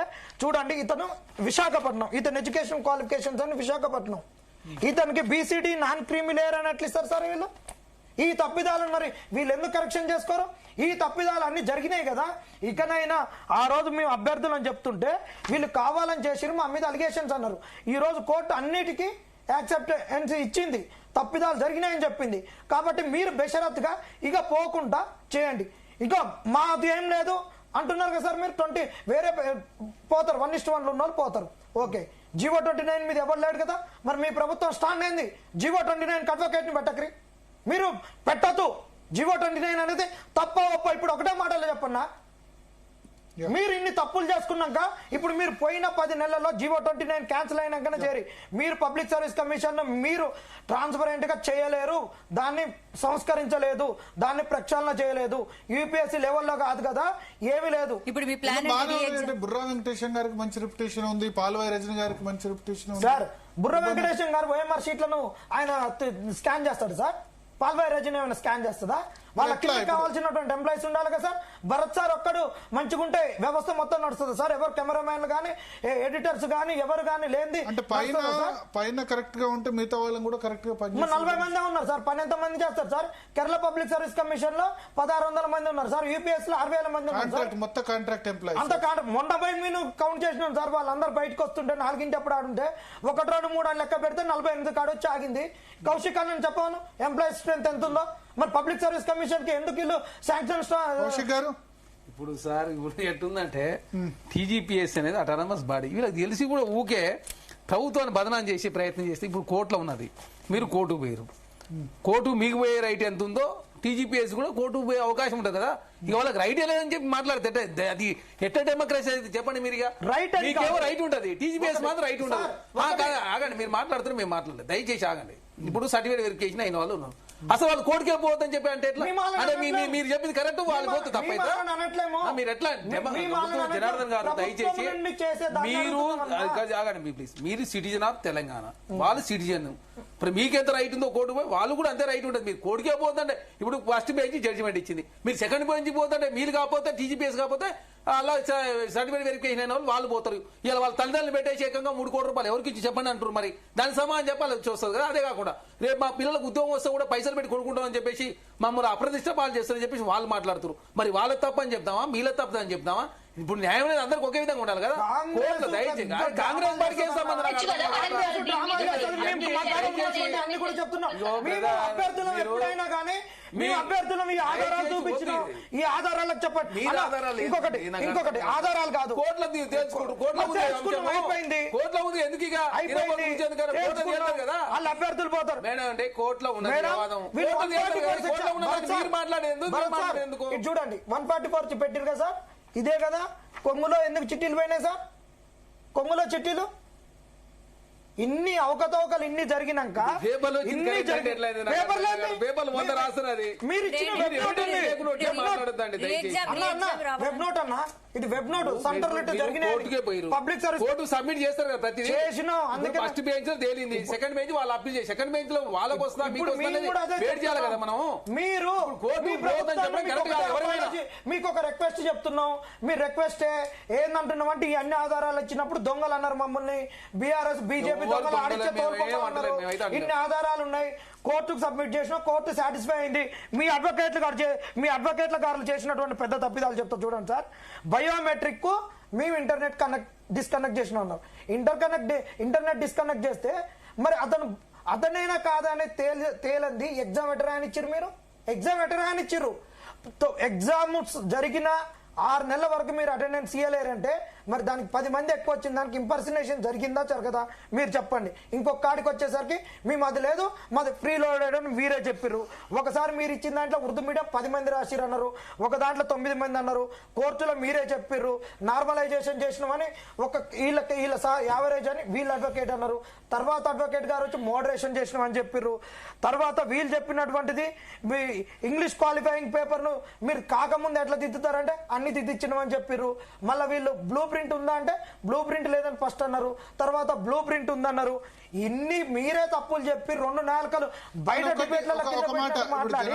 జనార్దన్ గారు, సింధు గారు నాకు ఒకటి చెప్పాలి. ఏంటంటే ఇప్పుడు ఈ వాల్యుయేషన్ సంబంధించి చూసుకుంటే ఎవరు కూడా ఏమనుకుంటారంటే నాకంటే వేరే వాళ్ళకి ఎందుకు ఎక్కువ మార్కులు వస్తాయి, నేనే కదా, నాకంటే వీళ్ళు మంచిగా చదివారు కదా, ఇట్లా జనరల్ గా ఉంటది అంతే కదా. అది మన చిన్నప్పటి నుంచి 5th క్లాస్ 6th క్లాస్ చదువుకునేటప్పటి నుంచి ఈయన నాకంటే క్లెవర్ కాదు, నాకంటే ఎట్లా మార్కులు వచ్చాయని ఉంటాయి కదా. ఎట్లా మరి గ్రూప్ 1 మెయిన్స్ లో ఇప్పుడు ఈ ప్రాబ్లం అన్నది ఎప్పటికీ ఉంటది. ఇది ఈ డిస్క్రిప్టివ్ కాకుండా దీని పేపర్ సిస్టమ్ ఏమైనా చేంజ్ చేస్తే అవకాశం ఉంటుందా? ఏపీ వాళ్ళు కూడా దాని మీదకి వెళ్ళారు సార్. దాని మీద ఒక 3 పేపర్లు ఆబ్జెక్టివ్, ఒక 2 పేపర్లు డిస్క్రిప్టివ్ పెట్టాలని పోయిర్రు. ఎందుకంటే దానికి కూడా డిఓపిటి నుంచి కూడా పర్మిషన్ రావాలి. ఎందుకంటే వీళ్ళు కన్వర్ట్ ఐఏఎస్ ఐపీఎస్ అయిపోతారు కదా, అప్పుడు డిఓపిటి నుంచి పర్మిషన్, క్యాడర్ స్ట్రెంత్ అన్ని రావాలి కదా. ఇప్పుడు ఏ రాష్ట్రంలో కూడా లేదో డిస్క్రిప్టివ్ మెయిన్స్ కు ఎక్కడ ఆబ్జెక్టివ్స్ లేవు సార్. అయితే దీనికి కొన్ని పేపర్లు అట్టట పెట్టుకుని హైబ్రిడ్ పద్ధతిలో పెట్టుకోవాలని చూస్తున్నారు, అది ఉంది. అయితే ఇక్కడ కేసు ఇంకోటి ఏం సార్ అంటే ఒకసారి సింధు గారిని అడుగుదాం. సింధు గారు మీ ఒపీనియన్ ఏంటి? డిస్క్రిప్టివ్ ఉంటే బెటరా లేకపోతే ఆబ్జెక్టివ్ అయితే ఇవన్నీ ఇష్యూస్ పోతాయి కదా? ఆబ్జెక్టివ్ అయితే ఇష్యూస్ అన్ని పోతాయి సార్, కానీ ఇది గ్రూప్ 1 అనేది స్టేట్ లో higher level cadre exam equal to UPSC కాబట్టి సబ్జెక్టివ్ గా కన్సిడర్ పెట్టొచ్చు, పెడితే బాగుంటది. కానీ ఇక్కడ ఏంటంటే మేమందరం క్వశ్చన్ చేసింది ప్రాసెస్ మీద. ఆ ప్రాసెస్ కరెక్ట్ గా ఉన్న మిస్టేక్స్ అన్ని రెక్టిఫై చేసి ఆ ప్రాసెస్ ని ప్రాసెస్ లో కొంతమంది అన్నారు ఇప్పుడు తెలుగు మీడియం ఎక్కువ మార్కులు పడలేదు, తర్వాత బీటెక్ వాళ్ళకి ఎక్కువ మార్క్స్ వచ్చాయి, వాళ్ళ డయాగ్రామ్స్ చార్ట్ చేసిన వాళ్ళకి వచ్చాయి, 35 years అబో వాళ్ళకి ఎక్కువ మార్క్స్ రాలేదు. ఎందుకంటే కొత్త జనరేషన్ వాళ్ళు డయాగ్రామ్స్ చార్ట్స్ ఇవి వేశారు, హ్యాండ్ రైటింగ్ బాగుంటే మార్కులు ఎక్కువ వేశారు. ఇటువంటివి ఉన్నాయి కదా. సబ్జెక్ట్ కంటే హ్యాండ్ రైటింగ్, సబ్జెక్ట్ కంటే హ్యాండ్ రైటింగ్ ప్రాబ్లం ఇక్కడ ఎవాల్యుయేటర్స్ తో వచ్చింది కదా సార్ ప్రాబ్లం. సో ఎవాల్యుయేటర్స్ ని, ప్రొఫెసర్ లెవెల్ ఎవాల్యుయేటర్స్ ని పెడితే ఈ ప్రాబ్లం అనేది రెక్టిఫై అవుతుంది కదా మోస్ట్లీ. ఇప్పుడు తెలుగు మీడియం వాళ్ళకి Telugu related professors, Telugu medium professors ని పెట్టి ఇంగ్లీష్ మీడియం వాళ్ళకి ఆ రేంజ్ లో అట్లా పెట్టినప్పుడు డెఫినెట్ గా ఈ ప్రాబ్లం సాల్వ్ అవుతుంది కదా సార్. ఎందుకంటే ఎనలిటికల్ ఎగ్జామ్ కాబట్టి ఇది ఖచ్చితంగా ఎవరి వ్యూ ఎట్లా ఉంటది అనేది మేము పేపర్ మీద ప్రెజెంట్ చేస్తాం కాబట్టి ఖచ్చితంగా ఆ ప్రకారంగానే ప్రొఫెసర్స్ ఆలోచించే విధంగా ఉండాలి. ఆ లెవెల్ ఆఫ్ ఎవాల్యుయేటర్స్ ఉండాలి. ఇక్కడ ప్రాబ్లం అంతా ఎవాల్యుయేటర్స్ తోనే వచ్చింది కదా సార్. భరత్ గౌడ్ గారు ఫోన్ లైన్ లో ఉన్నారు. ఏంటి భరత్ గౌడ్ గారు? సార్ నమస్కారం సార్. నమస్తే, చెప్పండి. ఏంటి సార్ ఏం లేదు సార్, మా ఒపీనియన్ వచ్చేసి ఇప్పుడు సెలెక్టెడ్ అభ్యర్థుల తల్లిదండ్రులు వచ్చినారు, చెప్తున్నారు, సరే వాళ్ళని నేను తక్కువ చేసి మాట్లాడట్లేను, వాళ్ళకు కూడా అన్యాయం జరిగిందన్న ఆవేదన వాళ్ళు ఉన్నారు. కానీ ఈ 3 కోట్ల అంశం చాలా రోజుల నుంచి ఆరోపణలు చేస్తున్నారు. గతంలో మన డిబేట్ లో పాల్గొన్నటువంటి శ్రీనివాస్ కూడా ఇదే అంశం పైన మాట్లాడడం జరిగింది. అదే కాకుండా నిరుద్యోగుల అంశం పైన మాట్లాడుతున్నటువంటి అశోక్ సార్ కూడా ఇదే అంశం పైన 3 కోట్లు తీసుకున్నారు అనే ఆరోపణలు చేసినారు. అంటే ఇట్లా చేయడం కాకుండా మంత్రి ఎవరు ఆ సాక్ష్యాధారాలు బయట పెడితే బాగుంటుంది. ఇప్పుడు వేగ్గా 3 కోట్లు ఒక మంత్రి అడిగారనే బదులు పలానా మంత్రి ఆ పేరు పలానా చోటు అడిగారు, పలానా అభ్యర్థితో అడిగారనే ఆధారాలు బయట పెడితే కాంక్రీట్ గా ఉంటుంది. మనం వేగ్గా మా డిబేట్ లోనే చేసింది, మా డిబేట్ లోనే చేసింది. ఆరోపణలు చేస్తున్నప్పుడు ప్రభుత్వం ఇప్పుడు కేటీఆర్ గారు కూడా డీటెయిల్స్ ఇస్తే నేనేమంటా అంటే ఆ డీటెయిల్స్ ఇస్తే గనక ఇన్వెస్టిగేషన్ ఏజెన్సీస్ కి అవకాశం ఉంటది. ఓకే, అదే విషయాన్ని హైకోర్టు కోర్టులో కూడా చెప్పొచ్చు. పలానా మంత్రి అడిగాడు 3 కోట్లు, పలానా క్యాండిడేట్ తో అన్నాడు, పలానా డేట్ లో అన్నాడు అన్నది ఏమన్నా మన ఎవిడెన్స్ ఇస్తే స్ట్రాంగ్ గా ఉంటుంది. లేదా పోలీస్ స్టేషన్ లో పోయి పోలీస్, అందుకనే నేను అంటా ఏ మంత్రి అన్నాడో పోలీస్ స్టేషన్ లో ఫిర్యాదు ఇస్తే అప్పుడు యాక్షన్ తీసుకోకపోతే దాన్ని హయ్యర్ మనం కోర్టులో ఫిర్యాదు చేయాలి. వీళ్ళకి చిత్తశుద్ధి ఉంటే వీళ్ళే వాళ్ళని పిలిపించి అడగొచ్చు కదా, వీళ్ళు చేయొచ్చు కదా. ఎంపీ చామల కిరణ్ కుమార్ రెడ్డి గారు ఏమంటున్నాడు, తల్లిదండ్రులు వచ్చి కేటీఆర్ ని చెప్పుతో కొట్టాలంటున్నాడు. చెప్పుతో కొట్టాల్సిన అవసరం ఏముంది సార్? నిరుద్యోగులు ఎవరైతే ఆరోపణలు చేస్తున్నారో వారు తీసుకొచ్చి నిజాలు నిగ్గు తేల్చి ప్రజల ముందు పెడితే అయిపోతుంది కదా. ఎవరెందుకు చెప్తూ కొట్టాలి? ప్రజలే చెప్తూ కొడతారు కదా. ఓకే ఓకే, చరణ్ కౌశిక్ గారు సార్ ఇప్పుడు ఇవాళ అమ్మ బెట్టదా ఇవాళ ఈ మీటింగ్ ప్రెస్ క్లబ్ లో మీటింగ్ వెనుక ప్రభుత్వం డైరెక్షన్ ఉంది కాదండి. చామల కిరణ్ గారు ఆర్గనైజ్ చేశారు పేరెంట్స్ అందరినీ. కుమార్ రెడ్డి అంటే చామల కిరణ్ కుమార్ రెడ్డి ఏం తప్పు మాట్లాడారు? అమ్మ బెట్టదా అడుకోనియదట. కేటీఆర్ గారు ఉద్యోగాలు ఇయ్యరు, పేపర్ లీక్ చేస్తారు, అనవసరంగా నిరుద్యోగుల మధ్య చిచ్చు పెట్టే ప్రయత్నం చేస్తారని చెప్పేసి మేము రాజకీయ కోణంలో కేటీఆర్ మీద మాట్లాడితే మీకేమైంది? మీకేమైనా ఎందుకు కేటీఆర్ గారు వారిని సంప్రదించే ప్రయత్నం చేస్తారు మీరు? మరి మీకేం అవసరం? కేటీఆర్ గారితో ఏం అవసరం? భారతీయ జనతా పార్టీతో ఏం అవసరం? కాంగ్రెస్ పార్టీతో ఏం అవసరం? మీకు టీజీపీఎస్ సంబంధించిన వ్యవహారం ఇది. దానికి సంబంధించి మాట్లాడుకోవాలి. 3 కోట్ల రూపాయలు అని మీరు అంటారు. ఎవరి మీద చర్యలు తీసుకుంటారంటే అంటే డెమోక్రాటిక్ వేలో అంటే బీజేపీ కరెక్ట్ మీరేమంటారు? మీకు అన్యాయం జరిగిందా అని మీరు ప్రశ్నించండి, మేము కాదంటలేము. మీరు కోర్టు మొండి మీకు కాదని, కానీ ఒట్టినే బట్టగాల్చి మీ దేశాన్ని 3 కోట్ల రూపాయలు ఎవరు తీసుకున్నారు? మరి ఆధారాలు బయట పెట్టండి. మహాభారతంలో కుక్కకున్న స్వేచ్ఛ కూడా ఆయన కాంగ్రెస్ ప్రభుత్వంలో అంటే మంత్రులు వచ్చి బట్టగాల్చి మీద వేస్తారా మీరు? మా మీద ఏమన్నా అర్థం? మీరు మాట్లాడేది ఏమన్నా అంటే మహాభారత కుక్కకున్న స్వేచ్ఛ కూడా మా కాంగ్రెస్ పార్టీ నాయకులు లేదని మీ అర్థమా? మీరనే అంటే ప్రశ్నిస్తున్నారు అని చెప్పేసి మేము కాంగ్రెస్ పార్టీ ప్రశ్నించే అవకాశం ఉంది. ఎవరికైనా డెమోక్రసీలో ముందుకు పోతున్నారు, వాళ్ళకి అన్యాయం జరుగుతుందని చెప్పి కాంగ్రెస్ పార్టీ భావిస్తే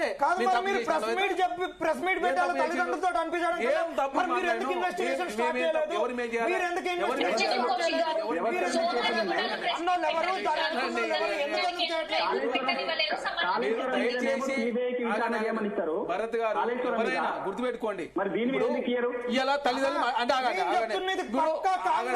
ఒక మంచి డిబేట్ జరిగేటప్పుడు వీళ్ళు తప్పులు చేసిర్రు, ఆ తప్పులు సరిదిద్దుకోకుండా ఉండి కాంగ్రెస్ ప్రభుత్వం కాదు. దీన్ని ఎందుకు చామల కిరణ్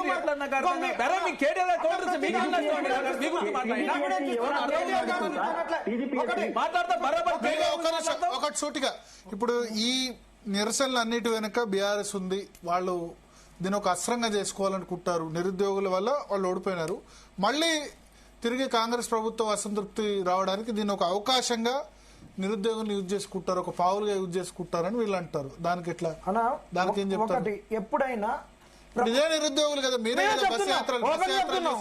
కాంగ్రెస్ బస్ యాత్ర గెలవడానికి చేసింది కారణం- నేనే. కాంగ్రెస్ గెలవడానికి కారణం ఉన్నాం, అన్ని చేసినాం. బస్ యాత్ర చేశారా మీరు? చేసిన ఎక్కడ?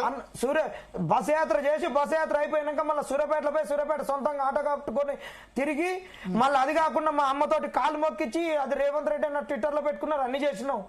కానీ మేము ఒకటే అంటున్నాం, ప్రభుత్వం పైన వ్యతిరేకత వచ్చినప్పుడు ప్రతిపక్షాలు అనేటటువంటి దాన్ని ఎన్కరేజ్ చేసుకొని గెలవడానికి ప్రయత్నం చేస్తారు. కాంగ్రెస్ కూడా అటునే గెలిచింది. మా వల్ల ప్రభుత్వం పైన వ్యతిరేకత వచ్చిందని ప్రతిపక్షాలు 100% వాళ్ళు ఎన్కరేజ్ చేసుకోవడానికి చేస్తారు.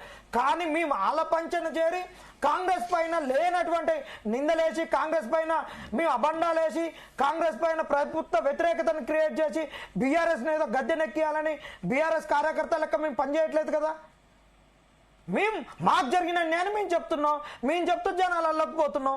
జనాలలోకి మా కష్టాన్ని మేము తీసుకొని పోతున్నప్పుడు వచ్చిన వ్యతిరేకతను వాళ్ళు తీసుకొని పోతారు. మాకు ఒక పార్టీ ఉన్నా, మాకు ఒక రాజకీయ వ్యవస్థీకృతమైనటువంటి ఒక వ్యవస్థ ఉన్నా, ఆ ఓటు మాకు పడుతుందని టర్న్ అవుతున్నప్పుడు అది మాకు మేలైతే మేము ఉంటాం. మాకు ఏది లేదు కాబట్టి ఎంతసేపటికి మేము కోత కోసుకుంటూ మేము పోతాం. వెనకంగా వీళ్ళు మెదలు వేసుకుంటూ పోతారు ప్రతిపక్ష పార్టీలు. ఎవరు ఎంత మలుపుకుంటే అంత కాలువలకెళ్ళి నీళ్ళు వస్తున్నాయి. దమ్మున్నోడు ఎవరి పొలంలో కాడు మలుపుకుంటాడు. అట్టనే ఉంది. వాళ్ళ దాన్ని మాకెందుకు ఆపాదిస్తారు సార్? వీళ్ళు ఆపాదించే వీళ్ళు ఆగమయ్యర్రు. ఒకటే చెప్తున్నాం, ఆ ఆపాదనలన్నీ పక్కన పడేసి ఇప్పటికైనా బుద్ధి తెచ్చుకోరి. ఉన్న ఎవిడెన్సులు చెప్పినాం. మీ మళ్ళా వీళ్ళకేమో కాన్స్టిట్యూషనల్ పార్టీ వీళ్ళకి సంబంధం లేదంటారు. మీరు ఉద్యోగం రాని వాళ్ళు ఇట్లా మాట్లాడుతున్నారు. వచ్చిన వాళ్ళ పరిస్థితి ఉద్యోగం రాకేందుకు సార్? ఉద్యోగం రాని ఈడ ఉద్యోగం ఇది అసలు వీళ్ళు ఒకటే తీసుకొస్తున్నారు. ఈడ ఉద్యోగం ఒక మాట ఇక్కడ నేను సింధు గారిని మిమ్మల్ని ఒకటి అడగదలుచుకున్నా. సింధు గారు మీరు కూడా చెప్పండి. మరి ఈ ఎవిడెన్స్ సెలెక్ట్ అయిన 563 మందిలో అస్సలు మెరిట్ క్యాండిడేట్స్ లేరని ఎప్పుడన్నా అన్నమా?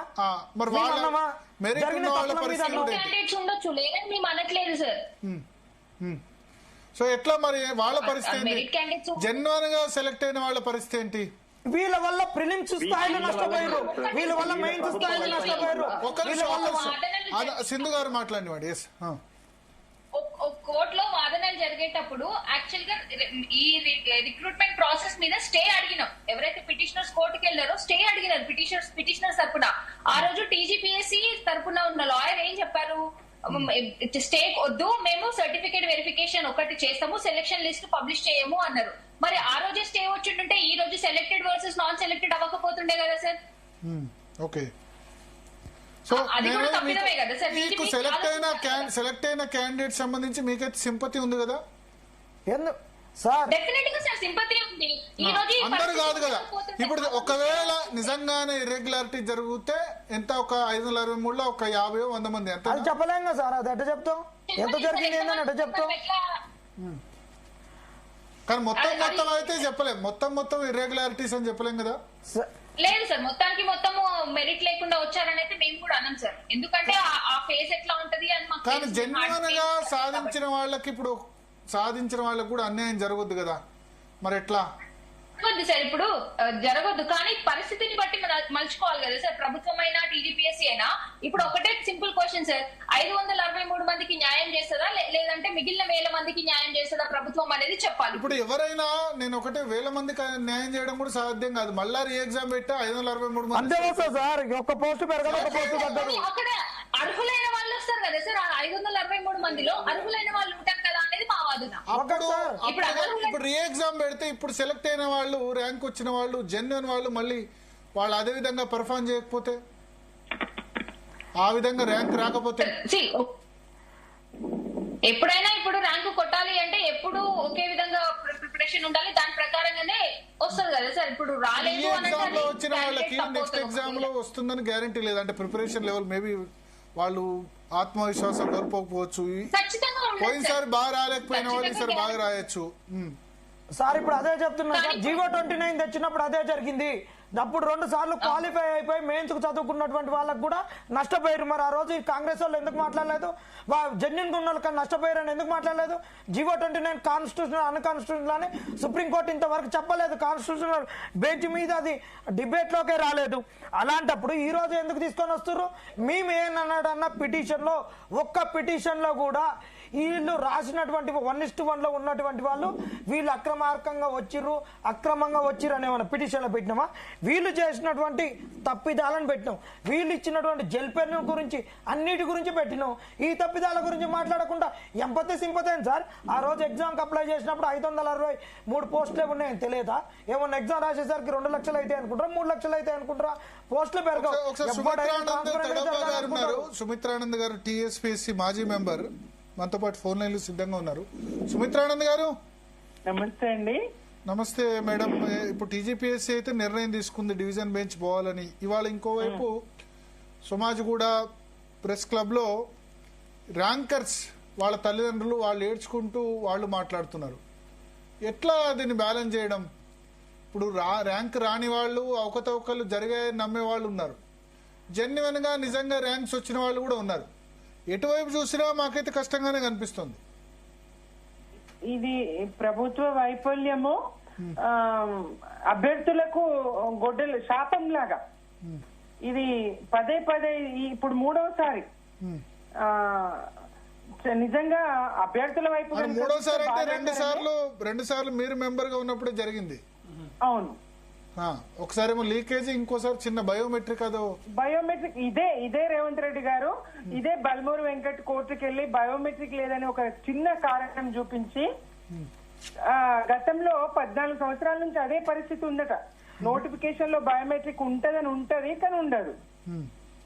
ఆ చిన్న కారణం సాకు చూపించి ఆ పరీక్ష ఎందుకు మీరు అప్పుడు జాగ్రత్త పడలేదు? బయోమెట్రిక్ సంబంధించి అప్పుడు యాక్చువల్లీ బయోమెట్రిక్ సంబంధించి అది సెలవుల్లో రావడం, మరి అప్పుడు మ్యాన్ పవర్ దొరకదు అనేటువంటి ఒక కారణము, కాలేజీ విద్యార్థులు వాళ్ళు అందుబాటులో ఉండరు అనేటువంటి కారణము అప్పుడు సెక్రటరీ గారు చూపించడం జరిగింది. చాలా మంది మెంబర్స్ మేము ఒకసారి పెట్టకపోతే కోర్టు తప్పకుండా అభ్యంతరాలు వ్యక్తం చేస్తుంది, కోర్టుకు వెళ్తారనేటువంటి ఆలోచన మేము అప్పుడు మాట్లాడినాం మా వైపు.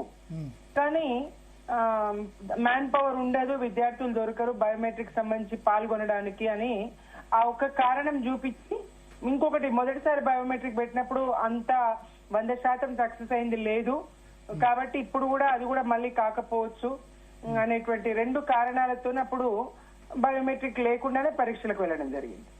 ఆ కారణం చూపించి అప్పుడు ఆ పరీక్షను అడ్డుకున్నారు. అనేక పరీక్షలను అడ్డుకున్నారు అప్పుడు కాంగ్రెస్ వాళ్ళు. నియామక ప్రక్రియ వేగవంతంగా జరగకుండా ఉండడానికి అనేక సందర్భాల్లో కోర్టుకు వెళ్ళి. మనతో పాటు చరణ్ కౌశిక్ గారు ఉన్నారా? మీరే కేసు అంటారు. బల్మూరు వెంకట్, రేవంత్ రెడ్డి ఇద్దరు మేమేమంటున్నాం అదే చెప్తున్నాం. ఆపేవే ఇప్పుడు మేడం నేనేమంటున్నా, డెమోక్రటిక్ వేళ మేము కోర్టు పోని చెప్పి మేము అడ్డుకుంటున్నాం. మేమన్నా ఎవరికైనా రైట్ ఉంది, మా మీద మీరు కోర్టుకు పోయారు, ఆనాడు మీ ప్రభుత్వం మీద కోర్టుకు పోవద్దని ఎవరు చెప్తలేరు. ప్రాసెస్లో తప్పుంటే ఖచ్చితంగా కోర్టు తప్పు పడుతుంది కదా. ఇప్పుడు మీరేమంటారు, మీరు కోర్టుకు పోయారు, సింగిల్ బెంచ్ జడ్జిమెంట్ ఇచ్చారు. అసలు సింగిల్ బెంచ్ ఇచ్చిన దాన్ని డబుల్ బెంచ్ పోతుందని చెప్తారు. మీరు ఎట్లా చెప్తారు? మీరు అటు పోదని మేము చెప్తలేము, సెకండ్ బెంచ్ పోతుందని వాళ్ళకు కూడా చెప్పొద్దు కదా. మనం డెమోక్రసీ అందరికీ సార్ మిస్టేకే కోర్టు తెలిస్తే ఈ వివాదం అంతా కోర్టులో ఉన్నది. వారు టీజీపీఎస్ మెంబర్ చేశారు. మరి ఆయనలో 2 సార్లు పేపరు 2012 తర్వాత గ్రూప్ 1 జరగలేదు, 2 సార్లు వాళ్ళ ఆయనలో రద్దు అయిపోయింది, 13 పేపర్ లీక్ అయినాయి. ఎందుకు మరి ఆనాడు వీళ్ళు బీఆర్ఎస్ పార్టీ సంబంధించి ఎందుకు మాట్లాడలేదు? మరి ఇదే రేవంత్ రెడ్డి గారు మీట్ లో పెట్టినప్పుడు ఏమన్నాడు తెలుసా? సింగిల్ బెంచ్ లో ఒక చంప పాలకు కొడితే డివిజనల్ బెంచ్ పై 2వ చంప పాలకు కొట్టుకుర్రు, ఈ పాలకు కొట్టుకోవడానికి పోతున్నారు. ఇంకా సిగ్గు లేదని రేవంత్ రెడ్డి గారు మాట్లాడారు. నిరుద్యోగుల ప్రభుత్వంలో మరి ఎందుకు మీరు వచ్చినాక ఇట్లా చేస్తున్నారు? డెమోక్రసీ నీకు ఒకటి నాకు ఒకటి ఉండదు, అందరికి డెమోక్రసీ ఈక్వల్. ఆ రోజు రేవంత్ రెడ్డి చెప్పిండు, మీరు సెకండ్ బెంచ్ అన్నాడు. మీరు గుర్తుపెట్టుకో, డెమోక్రసీ వేలో ఎవరిదైనా అందరికి ఒకే న్యాయం, అందరూ ఒకే చట్టం కింద బతున్నాం కదా, అందరూ ఒకే చట్టం ఉంటది కదా. ఇప్పుడు ఏదైతే పేపర్ సంబంధించినటువంటి సర్టిఫికేట్ వెరిఫికేషన్ అదే న్యాయం ఉంటది. ఇప్పుడు నీకు రాలేదని చెప్పి నీ ఆవేదన ఒకటి ఉంటది, అందరు కోర్టు పోయే రైట్ ఉంది, కోర్టులో వివాదం ఉన్నది, దీనికి కోర్టు ఏం జడ్జిమెంట్ దయచేసి గుర్తుపెట్టి రాలేదని ఆవేదన తోటి చెప్పక్రి. ఆవేదన తోటి కోర్టుకు పోలేదు, చేసిన తప్పుల మీద కోర్టుకు పోయినాం. ఆవేదన తోటి రాలేదని తప్పులతో చట్టం నాకు చట్టం ఉండదు, అందరూ ఒకటే చట్టం, భారత ప్రభుత్వం ఒకటే అంటున్నారు కదా. వాళ్ళు ఇప్పుడు ఇవాళ పేరెంట్స్ పెడితే వాళ్ళని కాంగ్రెస్ పడిందని మీరే మాట్లాడారు. మరి మేము మాట్లాడమా? నిరుద్యోగులు కేటీఆర్ ఉన్నాయని చెప్పి మేము మాట్లాడడం. మరి చెప్పండి, మరి దయచేసి అనవసరంగా వివాదం చేసుకోవద్దు. సదుద్దేశంతో మేము ముందుకు పోతా ఉన్నాం. ఏకైక లక్ష్యం ముందుకు పోతున్నప్పుడు సరే వివాదాలు వచ్చిన పరిస్థితి ప్రయత్నం చేస్తా ఉన్నాం కదా.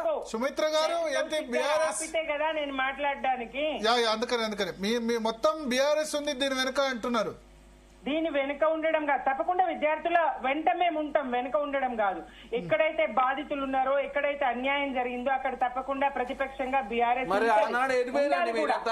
మీరంతా రాజీనామా చేయాలి. మరి టీజీపీఎస్ కానాడు ఎందుకున్నారు కంటిన్యూగా మీరు టీజీపీఎస్ మెంబర్ గా? మీ ఆయన రద్దు అయింది 2 సార్లు. మరి నైతికత గురించి మీరు మాట్లాడదు బీఆర్ఎస్ పార్టీ. మీకు క్షమాపణ చెప్పండి. నిరుద్యోగుల కనుక 13 పేపర్ లీక్ చేసిన మీరు మాట్లాడితే ఎట్లా నాకు అర్థం కాకడతా. కనీసం కేసీఆర్ వచ్చి బయటకు వచ్చి మాట్లాడినా చెప్పండి. మీరు మీరేదో పేద ఏదో ఉత్తరించిన తెలంగాణ మీద బాగా చెడగొట్టని మాట్లాడుతూ మీరు దయచేసి మేడం జీ మాకు రెస్పెక్ట్, చట్టాల పట్ల గౌరవం ఉంచుకోండి. ఎవరైనా మీరు ప్రభుత్వంలో ఉండే ఆనాడు 13 పేపర్ లీక్ అయితే కనీసం పట్టించుకున్న పాపాన మీరు మాట్లాడితే ఎట్లా నాకు అర్థం కాకుండా.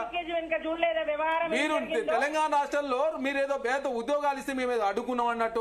మీరు రాష్ట్ర ప్రకారం రాష్ట్ర ప్రకారం అందరు కోర్టుకు పోవాల్సిందే. చట్టం ప్రకారం చర్యలు తీసుకునే ప్రభుత్వంలో ముందుకు పోతారు. అదే నోటిఫికేషన్లను మీరు ఇస్తూ ఒక ఏడాది కాలంలో 2 లక్షల ఉద్యోగాలు భర్తీ. మరి మీరు ఎందుకు అమ్మా 2014 కేసీఆర్ గారు ఏం చెప్పింది? మరి మొదటి శాసనసభ సమావేశంలో 2 లక్షలు ఇస్తామని చెప్పింది. మరి మీరు ఇచ్చిన ఉద్యోగాలు మరి చెప్పండి. మరి అంటే మీరు చేసే కరెంట్ వేరే వాళ్ళు చేస్తే తప్పైతే ఉద్యోగుల జీవితాలతో మీరు ఆడుతున్నారు, మేము ఆడతలేము. దయచేసి రాజకీయం చేస్తుంది మీరు.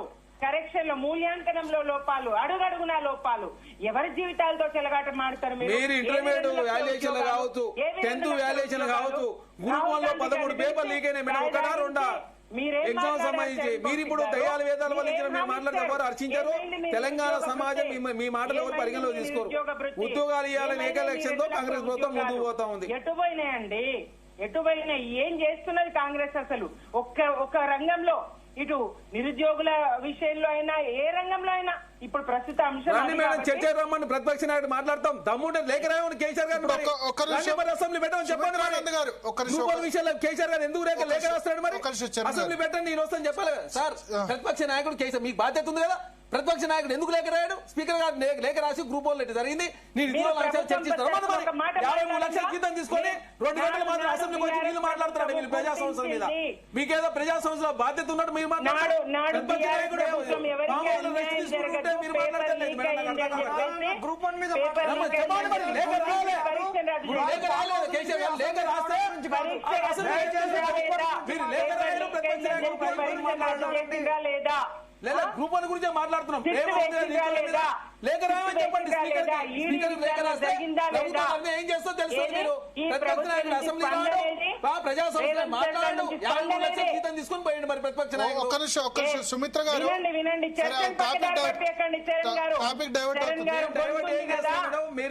మీరు ప్రేమ ఉంది నిరుద్యోగుల మీద అంటే మేము చెప్తా ఉన్నాం. ప్రతిపక్ష నాయకుడు లేఖ రాస్తే ప్రభుత్వం చర్యలు తీసుకుంటాం.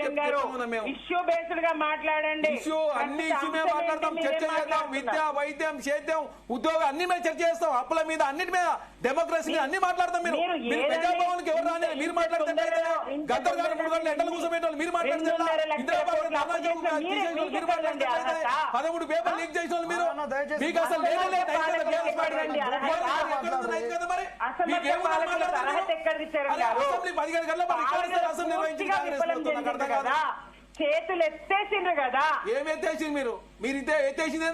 సరే సరే ఇప్పుడు కేసీఆర్ అసెంబ్లీ మీరు పార్టీ ఫిరాయింపులో 1 2 మీ పాపాలు అన్నింటిగా మొత్తం అసెంబ్లీకి రావాలని ఒక మాట తప్ప ఇంకోటి చేతన 1 2 మీరు చేసిన తప్పులు. సుమిత్ర గారు ఒక్క నిమిషం కావాలని మీరు ఇచ్చే పిలుపు. సుమిత్ర గారు ఒక్క నిమిషం ఒకరిగా సార్ సుమిత్ర గారు ఇప్పుడు మీ హయాంలో బయోమెట్రిక్ పెట్టలేదని ఎగ్జామ్ క్యాన్సిల్ చేశారు. ఇప్పుడు ఈ ఎగ్జామ్ లో యాజ్ ఎ టీఎస్పీఎస్సీ మాజీ మెంబర్ గా ఇప్పుడు టీజీపీఎస్సీ పెట్టిన దానిలో మీకు లూప్ హోల్స్ ఏం కనబడుతున్నాయి? అంటే పేపర్ లీకేజీ కంటే చాలా పెద్దవా ఇవి ఇప్పుడు చేసిన దానిలో? నాడు పేపర్ లీకేజ్ లో మేము గుర్తించి ఫిర్యాదు చేయడం, ప్రభుత్వం చర్య తీసుకోవడం, వెంటనే ఆ పరీక్ష రద్దు చేయడం, ఆ నోటి మరి ఇదంతా చూసినాం మనం. సిట్టు విచారణ, ఈడీ విచారణ, ఇవన్నీ. ఇప్పుడు స్పందన లేదు ఈ ప్రభుత్వం నుంచి. ప్రభుత్వం నుంచి నిరుద్యోగులకు భరోసా కల్పించే ఒక్క మాట లేదు. నాడేం జరిగింది? ఇప్పుడు పరీక్ష మూల్యాంకనంలో తప్పులు ఒకటే కాదు, పరీక్ష నిర్వహణలో కూడా లోపాలి, అడుగడుగునా లోపాలి. 220 పేజీల కోర్టు తీర్పులో స్పష్టంగా ఎన్ని తప్పులు ఉన్నాయో ఎత్తి చూపింది కదా. ఇన్ని తప్పులు జరిగిన తర్వాత కూడా ప్రభుత్వం తరపు నుంచి మరి విద్యార్థులకు భరోసా ఇచ్చే విధంగా ఏం మాట్లాడతారో మాట్లాడిన వాళ్ళే లేరు, ముఖ్యమంత్రి గారు లేరు, ఏం లేదు. ఆవు వ్యాసం లాగా అన్నిటికొకటే మంత్రం. కేసీఆర్ గారిని రమ్మనండి, చర్చించమనండి. కేసీఆర్ అక్కడ అసెంబ్లీలో చర్చ, ఎలాంటి చర్చ నడుస్తా ఉంది? లాగులా తొండలు ఇడిపిస్తా, బట్టలు జర్నలిస్టు, మహిళా జర్నలిస్టులకు సంబంధించి బట్టలు ఇప్పించి ఉరికిచ్చి కొడతా, ఈ భాష అక్కడ ఒక్కటన్నా ఫలప్రదమైన చర్చ జరిగిందా?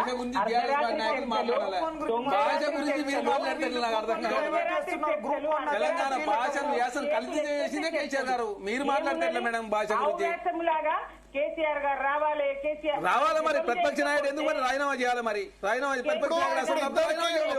సుమిత్రానంద్ గారు ఇప్పుడు రీవేల్ ఒక్క నిమిషం, సుమిత్రానంద్ గారు ముఖ్యమంత్రి రాజీనామా చేయాలండి.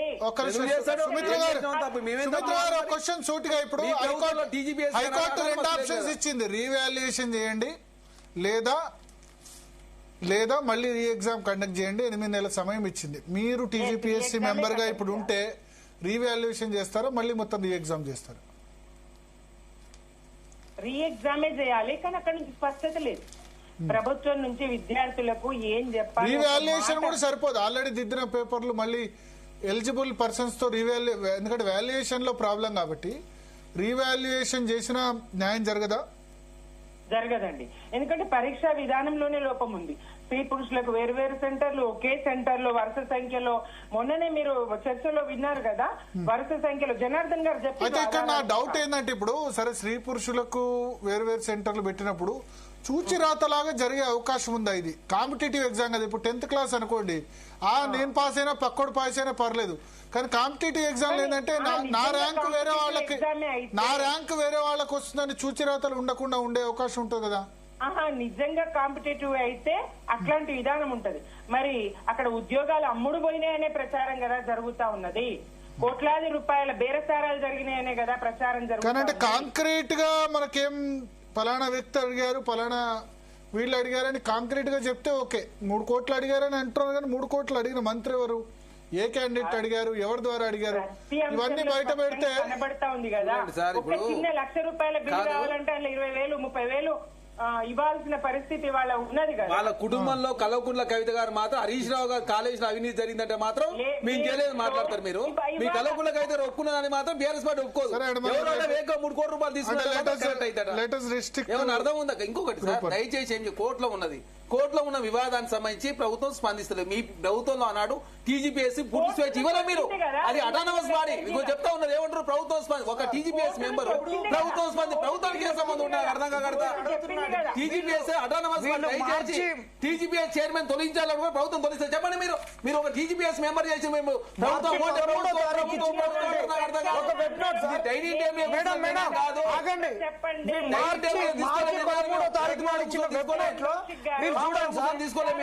వీళ్ళంతా క్లియర్ గా మెన్షన్ చేసి transparency and accuracy before hosting the marks in the candidates login అన్నారు.